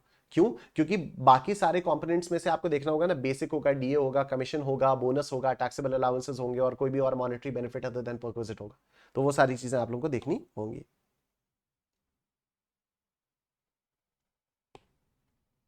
ठीक है। तो what will be the basic salary? 20,000 rupees per month for 9 months and 21,000 rupees per month for 3 months। तो 20,000 फॉर 9, 21,000 फॉर 3। डियरनेस अलाउंस कितना हो जाएगा? 10% हो जाएगा। तो डियरनेस अलाउंस आपका हो गया 10% ऑफ 2,43,000, ठीक है। उसके बाद बोनस कितना हो जाएगा? बोनस होगा इक्विवेलेंट टू 1 month पे, मार्च वाला, तो 21,000 रुपीज आपका बोनस हो जाएगा। 21,000 रुपीज आपका बोनस हो जाएगा, ठीक है। उसके बाद he contributes 15% of his pay and DA towards recognized provident fund। तो इसके contribution का तो कुछ नहीं करना है। and the company contributes the same amount। अब कंपनी contribute कर रही है, तो बेसिक प्लस डीए का 15%, बेसिक कितना है 243 प्लस डीए कितना है 24,300। तो 243 प्लस 24,300 का 15% किया गया जमा, ठीक है। उसमें से 12% तक एग्जेम्प्ट है, मतलब 3% टैक्सेबल हो गया। Basic plus DA plus commission on turnover. देखो कमीशन ऑन टर्नओवर तो है नहीं यहां पर, हम इसको ऐसे भी लिख सकते थे कि भाई एम्प्लॉयर का कंट्रीब्यूशन कितना हो गया, दिस प्लस दिस का 15% लेस एग्जेम्प्ट 12% ऑफ सैलरी। और फिर वहां पर सैलरी में हम क्या देखते हैं? Basic plus DA in terms plus commission on turnover, ठीक है। कमीशन ऑन टर्नओवर है नहीं, तो इसलिए शॉर्ट में लिख दिया सिंपली 15 माइनस 12, ये आपका टैक्सेबल वैल्यू आ गई 8019। उसके बाद DA forms part of the retirement benefits। He is provided free housing facility which has been taken on rent by the company at 10,000 rupees per month। इसको बाद में देखेंगे, ठीक, क्योंकि इसके लिए हमें देखना होगा हायर वो actual charges paid by the company या फिर 15% of the salary which ever is lower, ठीक है, वो आपकी परक्विजिट वैल्यू हो जाएगी। अब 15% ऑफ सैलरी के लिए हमें देखना होगा basic plus DA in terms plus all types of commission plus bonus plus taxable allowances plus all other monetary benefits other than perquisites. He is also provided with the following facilities, facility of laptop costing 50,000 rupees, तो ये तो आपका exempt हो जाएगा। फिर company reimburse medical treatment bill of his brother 25,000 rupees, तो reimbursement हुआ, monetary benefit हुआ, लेकिन ये तो परक्विजिट है। मेडिकल बिल का रीइंबर्समेंट क्या होता है? परक्विजिट होता है, तो ये टैक्सेबल हो जाएगा। ठीक है, मेडिकल बिल का जो रीइंबर्समेंट होता है वो परक्विजिट होता है, ये आपका टैक्सेबल हो जाएगा। उसके बाद monthly salary of 1,000 rupees of housekeeper is reimbursed by the company, तो ये भी परक्विजिट हो गया। ठीक है, और ये भी आपका टैक्सेबल हो जाएगा हाउसकीपर वाला 12,000 रुपीज, 1,000 into 12। उसके बाद gift voucher of 10,000 rupees on occasion of his marriage anniversary, ये नॉन मॉनेटरी है, लेकिन ये भी आपका टैक्सेबल हो जाएगा, परक्विजिट। ठीक, conveyance allowance of 1,000 rupees per month is given by company towards actual reimbursement of conveyance spent on official duty, तो ये आपका क्या हो जाएगा? ये आपका वो हो जाएगा, ये एग्जेम्प्ट हो जाएगा। ठीक है, कन्वेंस अलाउंस ये आपका एग्जेम्प्ट हो जाएगा, कन्वेंस अलाउंस आपका ये एग्जेम्प्ट हो जाएगा, तो कन्वेंस अलाउंस आपका एग्जेम्प्ट हो गया। उसके बाद देखो, he is provided personal accident policy for which 5,000 rupees is paid by the company, तो ये भी आपका एग्जेम्प्ट हो जाएगा, प्रीमियम पेड इज एग्जेम्प्ट। उसके बाद he is getting a telephone allowance of 500 rupees per month, ये टेलीफोन अलाउंस आपका टैक्सेबल हो जाएगा, टेलीफोन अलाउंस आपका टैक्सेबल हो जाएगा। अब आओ रेंट फ्री अकोमोडेशन के बारे में बात करते हैं। तो रेंट फ्री अकोमोडेशन में आप क्या लोगे? या तो actual charges paid, actual charges paid क्या हो गए? 10,000 रुपीज पर मंथ, यानी 1,20,000 रुपीज, या फिर 15% ऑफ द सैलरी। सैलरी में क्या आएगा? सैलरी में आएगा basic salary which is 243 plus dearness allowance in terms which is 24,300 plus commission in commission of all types, commission है नहीं। बोनस आ जाएगा क्या? अच्छा, commission of all types, commission है नहीं। बोनस आ जाएगा, यस, बोनस 21,000 रुपीज का आ जाएगा। ठीक है, फिर टैक्सेबल अलाउंसेस, वो अलाउंसेस जो कि टैक्सेबल हैं। ठीक है, टैक्सेबल अलाउंसेस, तो टैक्सेबल अलाउंसेस कौन कौन से हुए यहां पर? आओ देखो, what are the taxable allowances? Sure, let's see, ये हो गया, ये हो गया, ये हो गया, ये हो गया। यूज ऑफ लैपटॉप तो परक्विजिट है, रीइंबर्समेंट ऑफ मेडिकल बिल ये परक्विजिट है, reimbursement of salary, reimbursement of salary perquisite है। अलाउंस में आपको एक फिक्स पैसा दिया जाता है जिसको आप बिंदास यूज कर रहे हो, लेकिन अगर आप सैलरी रीइंबर्स कर रहे हो तो ये परक्विजिट है। गिफ्ट वाउचर ऑन मैरिज ये परक्विजिट है। कन्वेंस अलाउंस ये एग्जेम्प्ट हो गया, तो this is not a taxable allowance. Premium paid ये परक्विजिट है, एग्जेम्प्ट है। टेलीफोन अलाउंस ये आपका टैक्सेबल अलाउंस है, दिस इज द इकलौता टैक्सेबल अलाउंस, तो टैक्सेबल अलाउंस ये आपका आ गया 6,000 रुपीज का। ठीक है, और monetary income other than perquisites ये कोई है नहीं, तो दिस इज योर सैलरी। इसका 15% आप लो 44,145। ठीक है, और रेंट पेड बाय एम्प्लॉयर आपका ये 120, इसमें से जो भी लोअर होगा that will be the perquisite value, तो 44,145 इज द परक्विजिट वैल्यू। ठीक है, ये आपकी ग्रॉस सैलरी आ गई। ग्रॉस सैलरी में से आपने स्टैंडर्ड डिडक्शन दिया 16 सेक्शन 16 का 50,000 रुपीज का। ठीक है, प्रोफेशनल टैक्स के बारे में कुछ दिया नहीं है यहां पर, एम्प्लॉयमेंट टैक्स या प्रोफेशनल टैक्स उसके बारे में तो यहां पर कुछ दिया नहीं है, तो जबरदस्ती 2,500 रुपए माइनस मत कर देना। ठीक है, जबरदस्ती 2,500 रुपीज आप माइनस नहीं करोगे, जब तक क्वेश्चन में दिया नहीं है तब तक आप माइनस नहीं करोगे। स्टैंडर्ड डिडक्शन कॉमन है, वो सबको मिलेगा, तो 50,000 रुपीज यहां पर माइनस हो गया, and this is your taxable salary. I am sure आप सबको समझ में आ गया, बोलो निश्चय फॉरएवर। ठीक है सर, तो इस तरह से आपका सैलरीज का भी रिवीजन यहां पर कंप्लीट हो जाता है। आई सिंसियरली होप आप लोगों को मजा आया होगा, समझ में आया होगा। 2 घंटे की क्लास हो गई, 1 hour 57 minutes 20 seconds हो चुके हैं, राइट। तो वीडियो को लाइक कर देना, कमेंट सेक्शन में कमेंट करके बताना आपको सेशन कैसा लगा। मैं आपको फटाफट से बता देता हूँ अनअकैडमी प्लस का सब्सक्रिप्शन आप लोग कैसा ले सकते हो। तो आप सीए इंटरमीडिएट वाली कैटेगरी पे आओगे, अनअकैडमी की वेबसाइट पर लॉग इन करके आप इंडिविजुअल कोर्सेज भी ले सकते हो। तो उसके लिए आप यहाँ पर स्टोर पर आओगे, और स्टोर पर आके आप लोगों को यहाँ पर मेरे इंडिविजुअल कोर्सेज दिख जाएंगे, direct tax for November 23, indirect tax for नवंबर 23 और डीटी आईडीटी कॉम्बो का भी, और अभी ऑफर्स भी चल रहे हैं। बाकी अगर आपको फुल सब्सक्रिप्शन लेना है, जो कि आप लोगों को ले लेना चाहिए फॉर May 24 स्टूडेंट्स, तो उसके लिए आप यहां पर आओगे, आप गेट प्लस पर क्लिक करोगे और आप यहां पर मेरा कोड एंटर करोगे निश10, और आप लोगों को मैक्सिमम पॉसिबल डिस्काउंट यहां पर मिल जाएगा। ठीक है, तो you will get maximum possible discount यहां पर, जो कि आजकल 20% चल रहा है, तो आप देख सकते हो आपको 20% का डिस्काउंट मिल गया है, right. Thank you so much everyone. Comment करके जरूर बताना आपको सेशन कैसा लगा, वीडियो को लाइक कर देना। I will see you guys tomorrow at 9 PM। Take care, अपना ध्यान रखिए, बाय बाय।